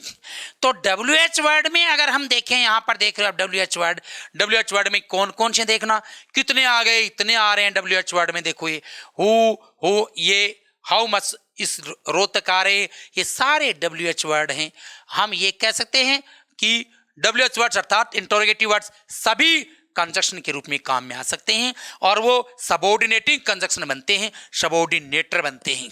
अब देखते हैं इनमें, यहां पर आप देखते हो हु, हुम, हुज, विच, ये जो देख रहे हो आप यहां पर, ये इतने हैं। इनमें ये मानो ये हुज है, विच और दैट, इन तीन को देखो आप, ये तीन हैं, ये तीन डिटरमिनर भी हो सकते हैं और प्रोनाउन भी हो सकते हैं। डिटरमिनर और प्रोनाउन एक बार में तो एक ही रहेंगे, या तो डिटरमिनर या प्रोनाउन। कंजक्शन रहते रहते ये डिटरमिनर हो सकते हैं या प्रोनाउन हो सकते हैं। और दूसरी बात, हु और हुम है, ये सिर्फ प्रोनाउन रहते हैं। कंजक्शन होते होते प्रोनाउन रह सकते हैं। जैसे मैं कहूं, यहां पर क्वेश्चन है आई नो, यहां पर who comes here, I know who comes here, यहां पर ये डेफिनेटली हु कंजक्शन है हमारा, लेकिन ये साथ में प्रोनाउन भी है। यहां अगर ऑप्शन में आ जाए अपने पास में हु क्या है, ये एक में आ जाए कंजक्शन, और बी में आ जाए अपने पास में प्रोनाउन, और सी में आ जाए बोथ ए एंड बी, और डी में आ जाए अपने पास में नाइदर ए और नोर बी। तो डेफिनेटली हम क्या करेंगे, इसमें बोथ ए एंड बी, ये ऑप्शन हम सही करेंगे। यहां पर ये कंजक्शन रहते भी प्रोनाउन है। कैसे है प्रोनाउन, ये क्लोज हो गया अपना सबऑर्डिनेट क्लोज, ये वर्ब है तो इसका मतलब ये सब्जेक्ट का काम कर रहा है, सब्जेक्ट है तो कोई नाउन या प्रोनाउन है, तो ये यहां पर प्रोनाउन है। अब देखेंगे ये व्हेन, वेयर, व्हाई और हाउ, ये कंजक्शन रहते रहते एडवर्ब भी बनते हैं। एडवर्ब तो हमेशा ही होते हैं, ये पहले भी पढ़ लिया हमने इनके बारे में। और उसके बाद में देखते हैं how much, how many, conjunction रहते रहते ये एडजेक्टिव भी बनते हैं, इनको एडजेक्टिव भी कहेंगे, बनेंगे। हाउ ऑफन और हाउ लॉन्ग, कंजक्शन रहते रहते एडवर्ब भी बनेंगे। पहले हमने पढ़ लिया कि how open how long adverb होता है, तो अब ये अपनी पहले पढ़ी हुई क्लास को नहीं छोड़ेंगे, एडवर्ब भी हैं। इसलिए हम हमारे विवेक से काम में लें। हमें क्वेश्चन किस प्रकार से पूछा जा रहा है वो ध्यान से हमें अटेम्प्ट करना है क्वेश्चन को। दैट और इफ है, दैट और इफ, यूं तो दैट डिटरमिनर भी होता है, दैट प्रोनाउन भी होता है। दैट यूं तो देखोगे आप, दैट क्या क्या होता है, दैट है वो आप देखते हो दैट क्या क्या हो सकता है। दैट देखोगे आप प्रोनाउन, दैट प्रोनाउन हो सकता है। दूसरी बात, दैट डिटरमिनर हो सकता है, दैट डिटरमिनर हो सकता है। डिटरमिनर है तो एडजेक्टिव अपने आप ही कह देंगे उसको, एडजेक्टिव भी हो सकता है। और दैट कंजक्शन भी हो सकता है, कंजक्शन भी हो सकता है। लेकिन एक बात दैट में ध्यान में रखो, डिटरमिनर और एडजेक्टिव ये तो दोनों एक दूसरे के सिमिलर वर्ड हैं। यहां पर एडजेक्टिव कह दो, उसको डिटरमिनर कह दो। बाकी प्रोनाउन या डिटर्मिनर या कंजक्शन, इनमें से दैट एक साथ एक ही काम कर सकता है, एक से अधिक काम दैट नहीं करेगा। तो ऐसी स्थिति में मैं ये कहूंगा कि दैट अगर कंजक्शन है तो सिर्फ कंजक्शन रहेगा। यहां पर कंजक्शन रहते हुए ये प्रोनाउन नहीं हो सकता, दैट कभी भी कंजक्शन रहते हुए ये कभी भी डिटर्मिनर नहीं बन सकता। इसी प्रकार से इफ है, इफ है तो और कुछ होती नहीं है, इफ सिर्फ कंजक्शन रहता है, इफ और कोई वर्ड क्लास इफ रिप्रेजेंट करता ही नहीं है। तो यहां दैट और इफ मैंने लिखा कंजक्शन के संदर्भ में, तो ये सिर्फ कंजक्शन रहेंगे। बाकी आप देखोगे unless, until, lest, so that, neither nor, और यहां पर ये नाइदर नोर तो सॉरी मैंने यहां पर गलत लिख दिया, ये सबऑर्डिनेट क्लोज में नहीं होता है, ये कोऑर्डिनेट क्लोज में है। कोऑर्डिनेटर नाइदर नोर, इसको हमने पहले पढ़ लिया, इसलिए मैं इसको यहां से मिटा देता हूं। तो unless, until, lest, so that, दो, हाउएवर, वेयरएज, ये सिर्फ और सिर्फ कंजक्शन ही है, और अपनी जिंदगी में कभी कुछ बने ही नहीं। कंजक्शन, ये कंजक्शन है, हमेशा हमेशा के लिए कंजक्शन है। ये कहें ऑलवेज कंजक्शन, ये हमेशा कंजक्शन नहीं। और वाइल, वाइल डेफिनेटली ये कंजक्शन के रूप में आता है, तो ये कंजक्शन ही है। लेकिन वाइल नाउन भी हो सकता है। वाइल को ये मानो, वाइल दो वर्ड क्लास को रिप्रेजेंट करता है। वाइल है, ये वाइल हमारा नाउन भी हो सकता है और कंजक्शन भी। ये नाउन भी है, नाउन भी और कंजक्शन भी दोनों हो सकता है। एक बार में एक ही बनेगा, या तो कंजक्शन या नाउन एक ही। कंजक्शन में तो जैसे मैं कहूं, यहां पर एक सेंटेंस लिखता हूं, while, while going there, while going there, there I saw you, I saw you, ये लो। माना कि मैंने यहां नॉन फाइनाइट क्लोज लिखा है, फिर भी वाइल यहां पर कंजक्शन ही है। और मैं ये भी लिख सकता था while I was going there, मैं ऐसा भी लिख सकता था, तो भी एक कंजक्शन था। वाइल कंजक्शन है, और वाइल के अलावा यहां पर अगर ऐसा मैं लिख देता while I was going there, ये सेंटेंस होता I was going there, going there I saw you, ऐसे भी हो सकता था। तो भी वाइल क्या है, वाइल यहां पर कंजक्शन है, ये कंजक्शन है। लेकिन अगर मान लीजिए मैं ये लिख दूं एक छोटी सी एक्सप्रेशन फॉर ए वाइल, ऐसा भी तो लिखता हूं, लिखते हम फॉर ए वाइल, ऐसे लिखते हम। या ही स्टेड दियर, वो वहां ठहरा, ही स्टेड, ये मानो फॉर ए वाइल। तो ये इस क्लोज में हम देखते हैं तो फॉर ए वाइल है, ये एक पिप्पी बन गई हमारी, ये पिप्पी है, पिप्पी है तो ये फोर प्रीपोजिशन बन गया हमारा, और ये आर्टिकल, ये नाउन बन गई हमारी। तो इस प्रकार से फॉर ए वाइल में नाउन भी है वाइल। तो हम कह सकते हैं वाइल दो वर्ड क्लास को रिप्रेजेंट करता है, कंजक्शन को और नाउन को, लेकिन एक साथ में केवल एक कोई, एक बार एक कोई। आगे देखते हैं एज सिंस, ये देखोगे as since, for, than, before, after, till, ये सारे के सारे ही हम देखें तो ये कंजक्शन है। कंजक्शन तो है, कंजक्शन के रहते रहते, कंजक्शन रहते रहते ये कंजक्शन है, लेकिन कंजक्शन रहते रहते दूसरी वर्ड क्लास को रिप्रेजेंट नहीं करेंगे, लेकिन वैसे ये प्रीपोजिशन भी बन जाते हैं, ये प्रीपोजिशन भी बन जाते हैं। कंजक्शन रहते रहते नहीं बनेंगे, कंजक्शन या प्रीपोजिशन में से एक ही बनेंगे। और इनके अलावा दो देखो, बिफोर और आफ्टर, ये कंजक्शन और प्रीपोजिशन के अलावा एडवर्ब भी होते हैं, ये एडवर्ब भी होते हैं। बिफोर हम कह सकते हैं, बिफोर तीन वर्ड क्लास को रिप्रेजेंट करता है, कंजक्शन को, प्रीपोजिशन को, एडवर्ब को, लेकिन एक साथ में केवल एक कोई। अब चलते हैं हम आगे, ये हमारे सबऑर्डिनेटिंग कंजक्शंस, कुछ एक सेंटेंस में हम इनकी प्रैक्टिस करते हैं। ये सेंटेंस आए अपने पास, जैसे I know where you live, यहां पर देखोगे वेयर है आपका डेफिनेटली कंजक्शन है, ये कंजक्शन है, लेकिन कंजक्शन रहते रहते भी ये एडवर्ब है, ये कंजक्शन रहते रहते भी एडवर्ब है।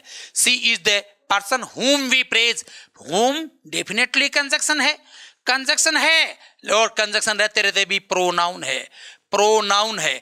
और कौन सा प्रोनाउन? हम कह सकते हैं तो रिलेटिव प्रोनाउन है, क्योंकि पर्सन यहां पर एंटीसीडेंट के रूप में आ गया। अब देखेंगे व्हाट यू से इज राइट, वास्तव में ये वोट है, ये कंजक्शन है, ये सबऑर्डिनेट क्लोज वाक्य के शुरुआत में आ गया, किधर भी आ सकता है सबऑर्डिनेट क्लोज वाक्य की शुरुआत में, अंत में या बीच में, ये कंजक्शन है। कंजक्शन रहते रहते भी ये कंजक्शन है, और कंजक्शन रहते रहते भी ये प्रोनाउन भी है, प्रोनाउन भी है। इसी प्रकार से what I listen is what you speak, यहां पर आप देखते हैं ये दो कंजक्शन है, एक ये कंजक्शन है और व्हाट यू स्पीक एक ये कंजक्शन है। दो सबऑर्डिनेट क्लोज आ गए एक वाक्य में, दो क्यों कितने भी सबऑर्डिनेट क्लोज आ सकते हैं, और दोनों ही फाइनाइट क्लोज हैं। जब सबऑर्डिनेट क्लोज फाइनाइट क्लोज के रूप में आता है तो डेफिनेटली वो कंजक्शन लेता है।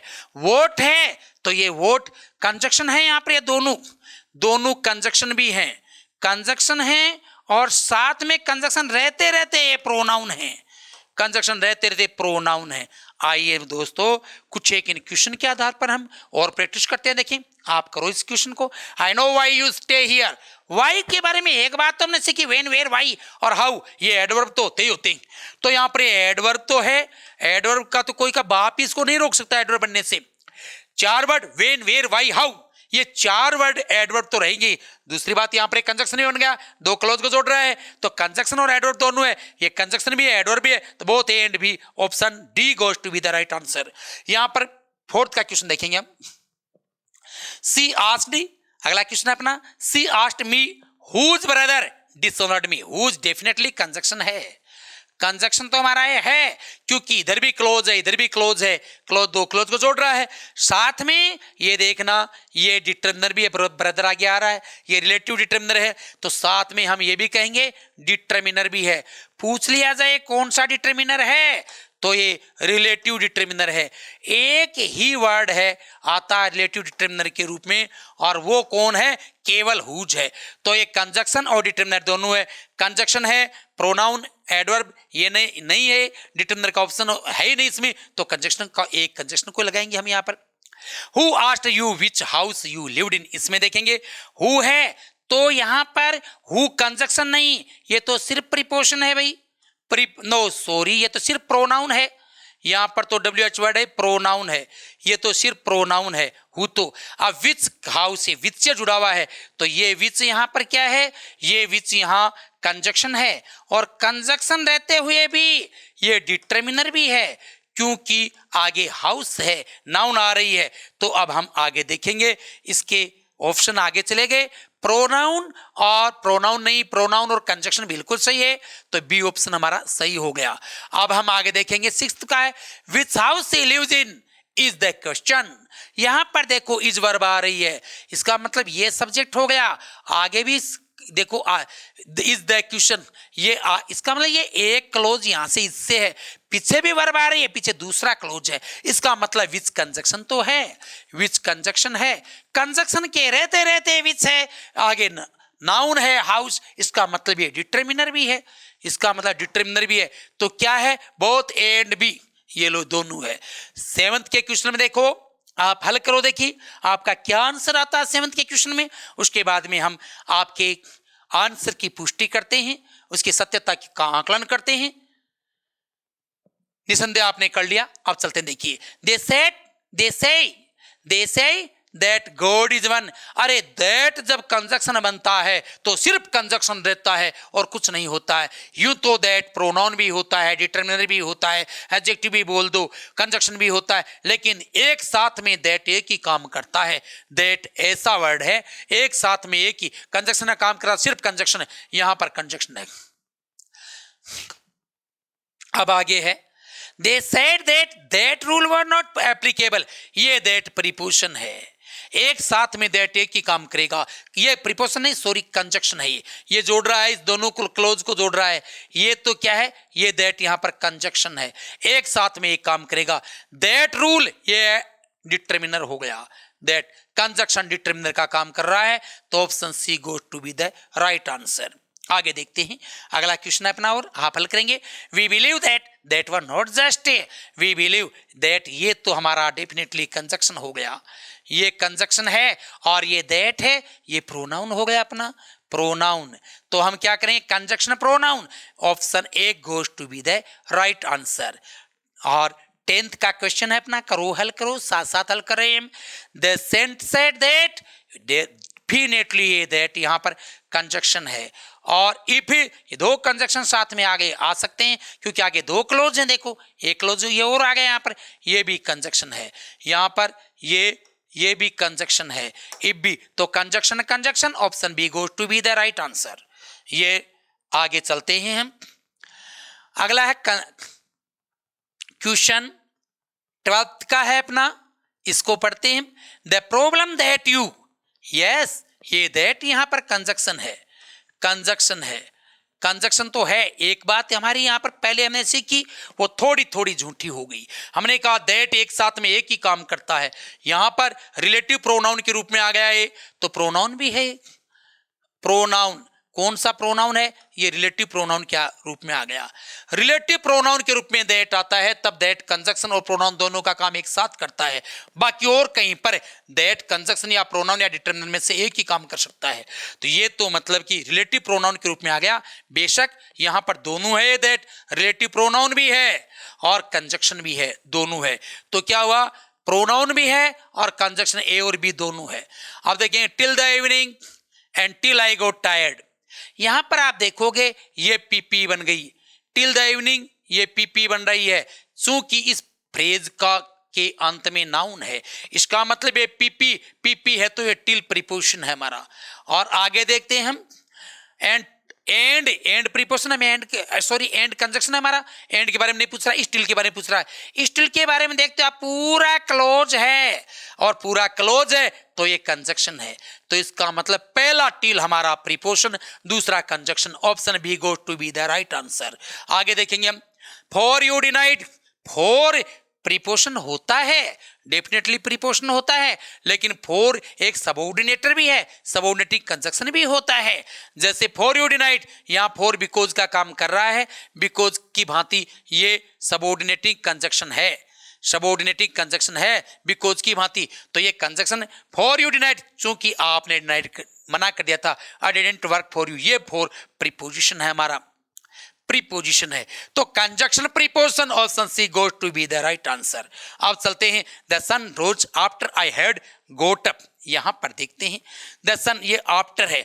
आफ्टर यहां पर यूं तो मैंने बताया आपको बिफोर और आफ्टर हैं, इनको समझ लें एक बार तो और अच्छा रहेगा।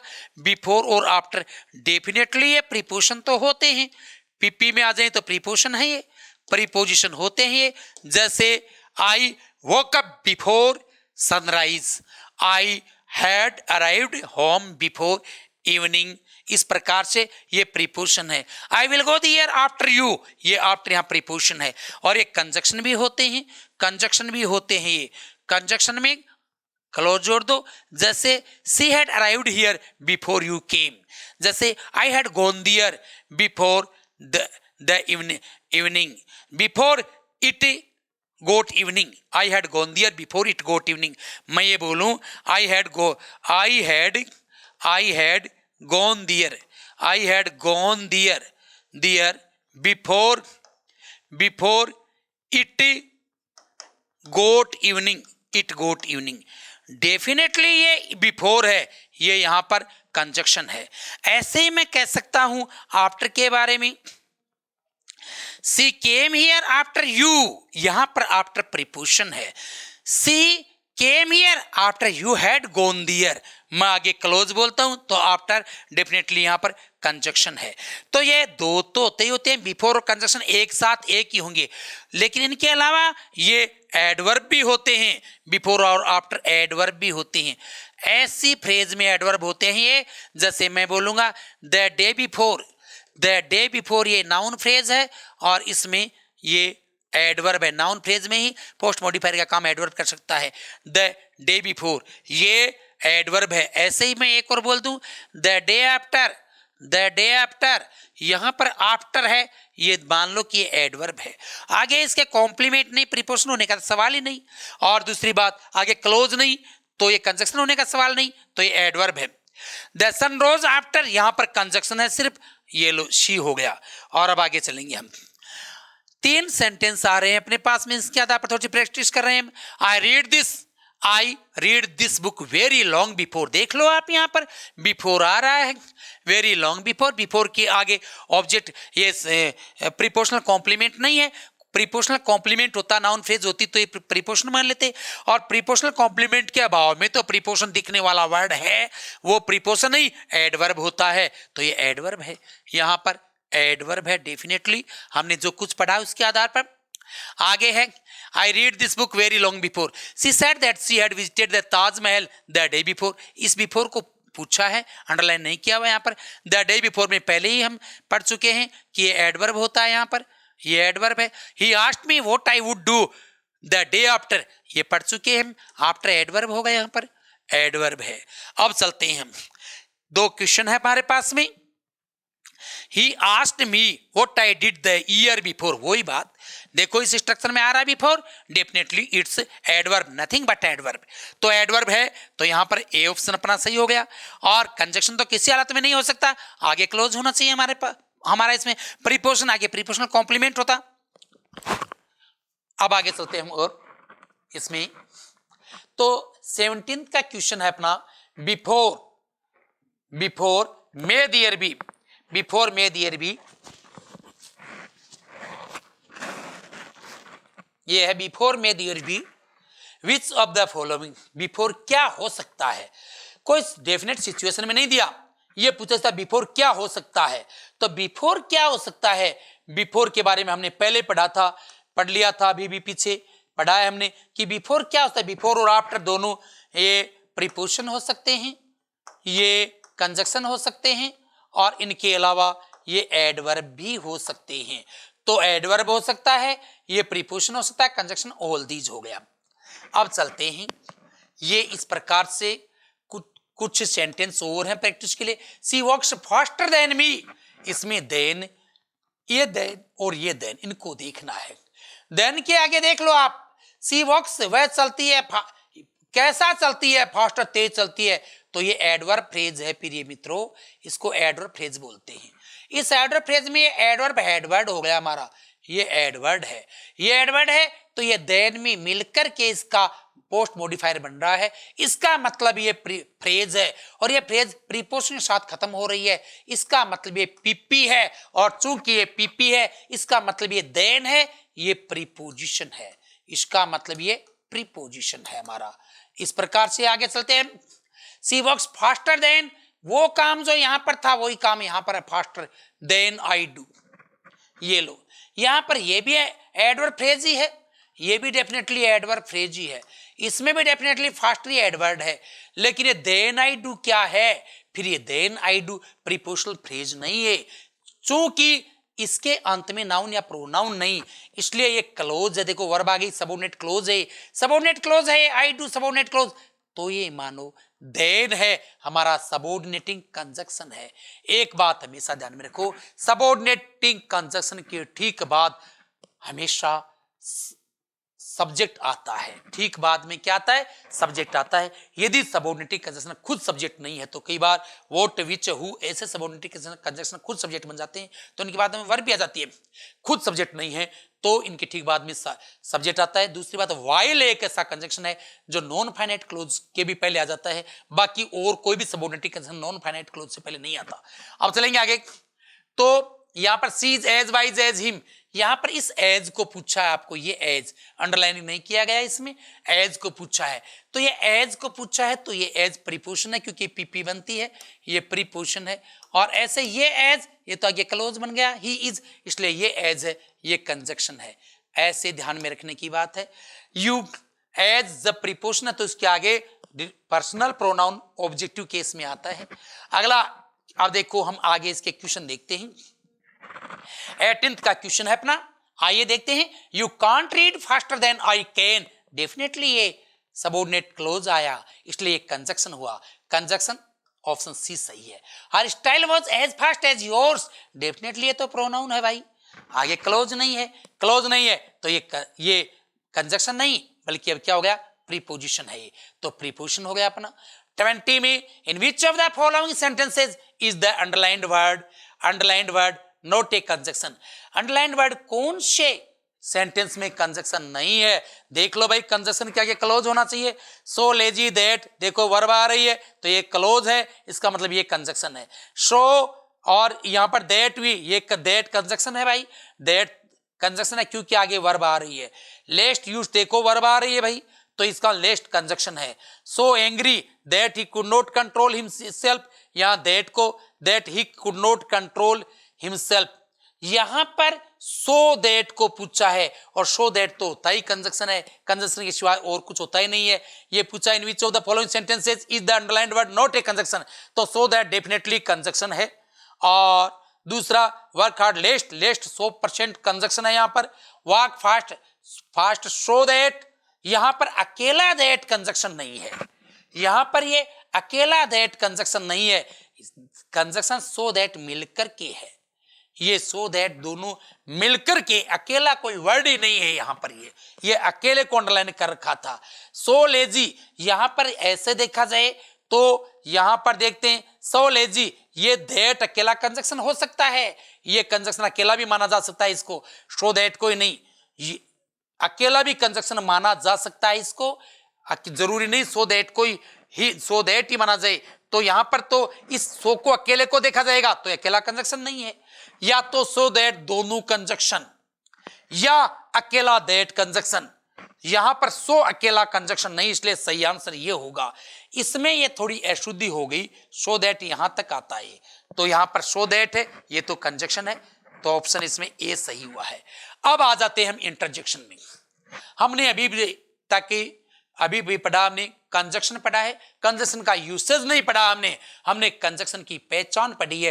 पार्ट्स ऑफ स्पीच के टॉपिक में कंजक्शन इतना ही पढ़ा जाता है, खूब वाइड पढ़ लिया है हमने। एक बात और देखते हैं हम कंजक्शन में जैसे हमने लिखा था बोथ एंड लिखा था, बोथ एंड है और आइदर और है, जैसे कि आइदर और ऐसे ही नाइदर नोर है, नाइदर नोर, ऐसे ही not only but also, not only but also, इनको हमने कोरिलेटिव कंजक्शन कहा था, कोरिलेटिव कंजक्शन। तो ऐसे कोरिलेटिव कंजक्शन सबऑर्डिनेटिव कंजक्शन में भी होते हैं, कोरिलेटिव कंजक्शन हमने इनको कहा है सबऑर्डिनेटिव कंजक्शन में भी होते हैं। सबऑर्डिनेटिव कंजक्शन में जैसे दो यट है, या आल्दो यट, ये कोरिलेटिव कंजक्शन इनको भी कह सकते हैं हम, कोरिलेटिव कंजक्शन इनको भी कह सकते हैं हम। ये शायद आए हैं अपने पीछे कंजक्शन में, जहां पर हो सकता अपना ध्यान न गया हो इनकी तरफ, यहाँ जो कंजक्शन को देख रहे थे हम उस समय ये आए हैं, यहाँ पर देखो ये रहे, अब ये दो आल्दो ये रह गए वहां पर, ये भी कंजक्शन होते हैं, दो के साथ यट आता है। आगे देखते हैं हम, देखो कंजक्शन हमने प्रीपोजिशन पढ़ लिया, कंजक्शन पढ़ लिया, और अब इसके साथ में ही हम इंटरजेक्शन पढ़ रहे हैं। तीनों साथ में पढ़ रहे हैं, तीनों में मैंने एक बात अभी भी हमने चर्चा की थी, प्रीपोजिशन और कंजक्शन में कुछ समानता होती है, अब मैं कह रहा हूं तीनों में कुछ समानता होती है।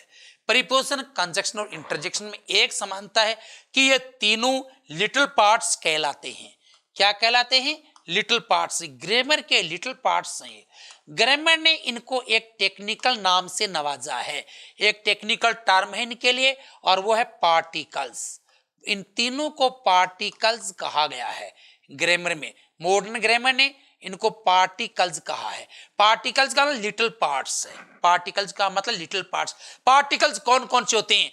तो हम ये कहेंगे पार्टिकल्स कौन कौन से होते हैं, ये पूछ लिया जाए तो ये कहेंगे प्रीपोजिशन और कंजक्शन और इंटरजेक्शन, ये पार्टिकल्स होते हैं। अब हम पढ़ रहे हैं इंटरजेक्शन में। इंटरजेक्शन को पढ़ रहे हैं, ये जो टर्म है हमारी इंटरजेक्शन, ये अभ्रंश टर्म है, ये शब्द अभ्रंश हो गया, इसका ये विकृत हो गया शब्द। ये ओरिजिनल शब्द जो था वो ये था इंटरजंक्शन, ये इंटरजंक्शन था, ये ओरिजिनल शब्द। चलते चलते कालांतर में इसका रूप विकृत हो गया। शब्दों का बहुत सौ का रूप लैंग्वेज में चलते चलते रूप विकृत हो जाता है। कई सामान्यतः तो लैंग्वेज है सामान्य से परिष्करण की तरफ चलती है, लेकिन कहीं कहीं पर लैंग्वेज का कोई रूप समय के साथ साथ विकृत भी हो जाता है। कई शब्दों की स्पेलिंग विकृत हो जाती है, कई शब्दों का प्रोनाउंसिएशन विकृत हो जाता है, कई शब्दों का पूरा रूप विकृत हो जाता है। ऐसे इंटरजंक्शन वर्ड का धीरे धीरे इंटरजेक्शन बन गया। इंटरजंक्शन का में ये सेंस साफ साफ है, ये दो वर्ड से बना, इंटर प्लस जंक्शन। आप ये मानो कि इंटरजेक्शन शब्द की संधि करेंगे हम इसकी, तो इसकी संधि ये होगी इंटर प्लस जंक्शन। इंटर मतलब बीच का, जंक्शन ठहराव, बीच का ठहराव, अर्थात अभिव्यक्ति में बीच में कहीं पर ठहराव है, तो जैसे हम कहेंगे a break within an expression, अभिव्यक्ति के बीच में ब्रेक है, उसको हम इंटरजेक्शन कहते हैं ग्रामर की भाषा में। अभिव्यक्ति के बीच में कहीं पर भी अगर ब्रेक है तो इंटरजेक्शन कहेंगे। मैं कहता हूं यहां पर Ravi Mohan Sohan and I are going there. मैं एक सेंटेंस मैंने लिखा आर गोइंग देयर। डेफिनेटली आप सोच रहे हैं कि रवि के आगे नहीं रुकना है। रवि मोहन सीधा पढ़ते Ravi Mohan Sohan and I are going there. अरे जितना एंड को में हमें एंड को इतना एम्फेसाइज किया उतना इस कोमा को एम्फेसाइज किया हमने। तो कहने का मतलब ये गैप यहाँ पर ब्रेक नहीं है, ब्रेक है तो भी इतना ब्रेक है, इतना हल्का सा ब्रेक कि वो ब्रेक सा फील ही नहीं होता। लेकिन अगर मैं ये कह दूं रवि, ये लो मैंने ये कह दिया Ravi come here, Ravi come here, अब यहां पर ब्रेक है, Ravi come here, Ravi come here, ऐसे ये यहां पर ब्रेक है, ये ब्रेक है, ये इंटरजेक्शन है। इसको हम ऐसा भी कह सकते हैं रवि ये लो come here, Ravi come here. यहां पर ये भी इंटरजेक्शन है, ये भी इंटरजेक्शन है, और यहां पर ये भी इंटरजेक्शन है। इसका मतलब एक तो तय हो गया कि इंटरजेक्शन के आगे कोमा या ये एक्सक्लेमेटिव मार्क दोनों में से एक अवश्य होता है। इसी माध्यम से हम इंटरजेक्शन को पहचान लेंगे। दूसरी बात, रवि तो नाउन है, जरूरी नहीं कौन सी वर्ड क्लास का है वर्ड है इंटरजेक्शन बन सकता है। इंटरजेक्शन किसी भी वर्ड क्लास का वर्ड बन सकता है। तो हम देखते हैं छोड़ के कंजक्शन को, छोड़ के प्रीपोजिशन को, ये तो मतलब लिटिल पार्ट्स है ना, इंटरजेक्शन की क्लास में आ गए। ये तो पार्टिकल है, ये तो एक साथ इसलिए पढ़ रहे हैं हम, एक क्लास में आ गए, मोटे तौर से तीनों की एक क्लास हो गई और उस क्लास का नाम पार्टिकल हो गया। तो हम देखते हैं, देखिए तो यहां पर हमने पढ़ा a break within an expression, अभिव्यक्ति के बीच का ब्रेक है वो इंटरजेक्शन है। जैसे ओ यू हैव कम, ये ओ के साथ ब्रेक है। हुर्रा, ये हुर्रा के साथ ब्रेक है। यहां पर ब्रेव वाव, ये ओ हुर्रा ब्रेव वाव ये एक्सक्लेमेटर वर्ड है। एक्सक्लेमेटर ये हकीकत में वर्ड नहीं है, अभिव्यक्ति है। जरूर नहीं हम बोलते समय वर्ड ही बोले, सारे अभिव्यक्ति भी बोलते हैं हम, बहुत सारे अभिव्यक्ति थे, ओ आ, ये कोई वर्ड नहीं अभिव्यक्ति है। अब उनको अभिव्यक्ति को अब लिख देते हैं तो हम उनको एक वर्ड जैसा प्रारूप दे देते हैं। तो यूं मानो ये वर्ड है, तो ये वर्ड कौन सी वर्ड क्लास के हैं? हमने माइनर वर्ड क्लास में पढ़ा था, ये एक्सक्लेमेटर हैं। और एक्सक्लेमेटर हैं वो सारे के सारे ही इंटरजेक्शन होते हैं, चाहे कहीं पर भी आओ तो ये इंटरजेक्शन है। और इनके अलावा आगे और देखें हम, यहां देख रहे हैं लिसन समवन इज कमिंग, यहां पर देखो लिसन के बाद में आ गया इंटरजेक्शन, ये बीच का ब्रेक है, ब्रेक विद इन एक्सप्रेशन है। तो ऐसी स्थिति में ये इंटरजेक्शन है लिसन। अब ये नहीं कहा जा सकता कि इंटरजेक्शन है तो वर्ब नहीं, वर्ब भी है। एक वर्ड एक साथ में एक से अधिक वर्ड क्लास को रिप्रेजेंट कर सकता है। अब आगे देखेंगे ये लायन रन अवे, तो ये लाइन तो यहाँ पर नाउन है, तो नाउन भी क्या है, यहाँ पर नाउन बन गया interjection. What you name my mother, ये व्हाट क्या है, ये तो एक इंट्रोगेटिव वर्ड है, हम ये मान सकते हैं, ये भी यहां पर इंटरजेक्शन है। रवि ये नाउन आ गया, यू ओपन द विंडो ये यू आ गया। Please listen to me, please कह दे हम सॉरी, आगे कुछ भी लिख रहे हैं हम, ये सॉरी है, यहां पर ये इंटरजेक्शन है। प्लीज इंटरजेक्शन है। यस या नो लिख देते हैं हम, यस लिख दिया, कुछ भी लिखें, नो लिख करके आगे कुछ भी लिखें हम, ये इंटरजेक्शन है। तो यस ही इज देयर, ये इंटरजेक्शन है। तो एक बात तो हम ये सीखे कि इंटरजेक्शन है वो एक्सप्रेशन के बीच एक ब्रेक है। दूसरी बात, इंटरजेक्शन की पहचान या तो एक्सक्लेमेटिव मार्क से या कोमा से हो सकती है। तीसरी बात ये एक्सक्लेमेशन, ये इंटरजेक्शन है, ये कंजक्शन, प्रीपोजिशन और इंटरजेक्शन, इन कंजक्शन और प्रीपोजिशन को छोड़ करके बाकी की अन्य वर्ड क्लास का वर्ड भी हो सकता है। ये नाउन भी हो सकता है, प्रोनाउन भी हो सकता है, ये वर्ब भी हो सकता है, ये एडजेक्टिव भी हो सकता है। इस प्रकार से और वर्ड भी ये इंटरजेक्शन का काम कर सकते हैं।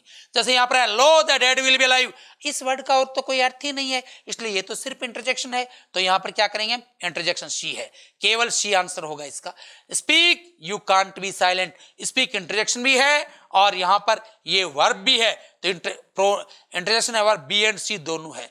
एक सेंटेंस ये है, इनमें देखिए what a boy you are, यहाँ पर इसमें चाहे भले ही एक्सक्लेमेटिव एक्सप्रेशन है लेकिन इंटरजेक्शन नहीं है इसमें, क्योंकि बीच में अभिव्यक्ति के बीच में है, वो ब्रेक है ही नहीं, तो इसमें कोई इंटरजेक्शन नहीं। How fast a dog you have, no interjection. What a fine speech, नहीं interjection. Show great a man, very good, इनमें कोई इंटरजेक्शन नहीं है, नो इंटरजेक्शन, नो इंटरजेक्शन।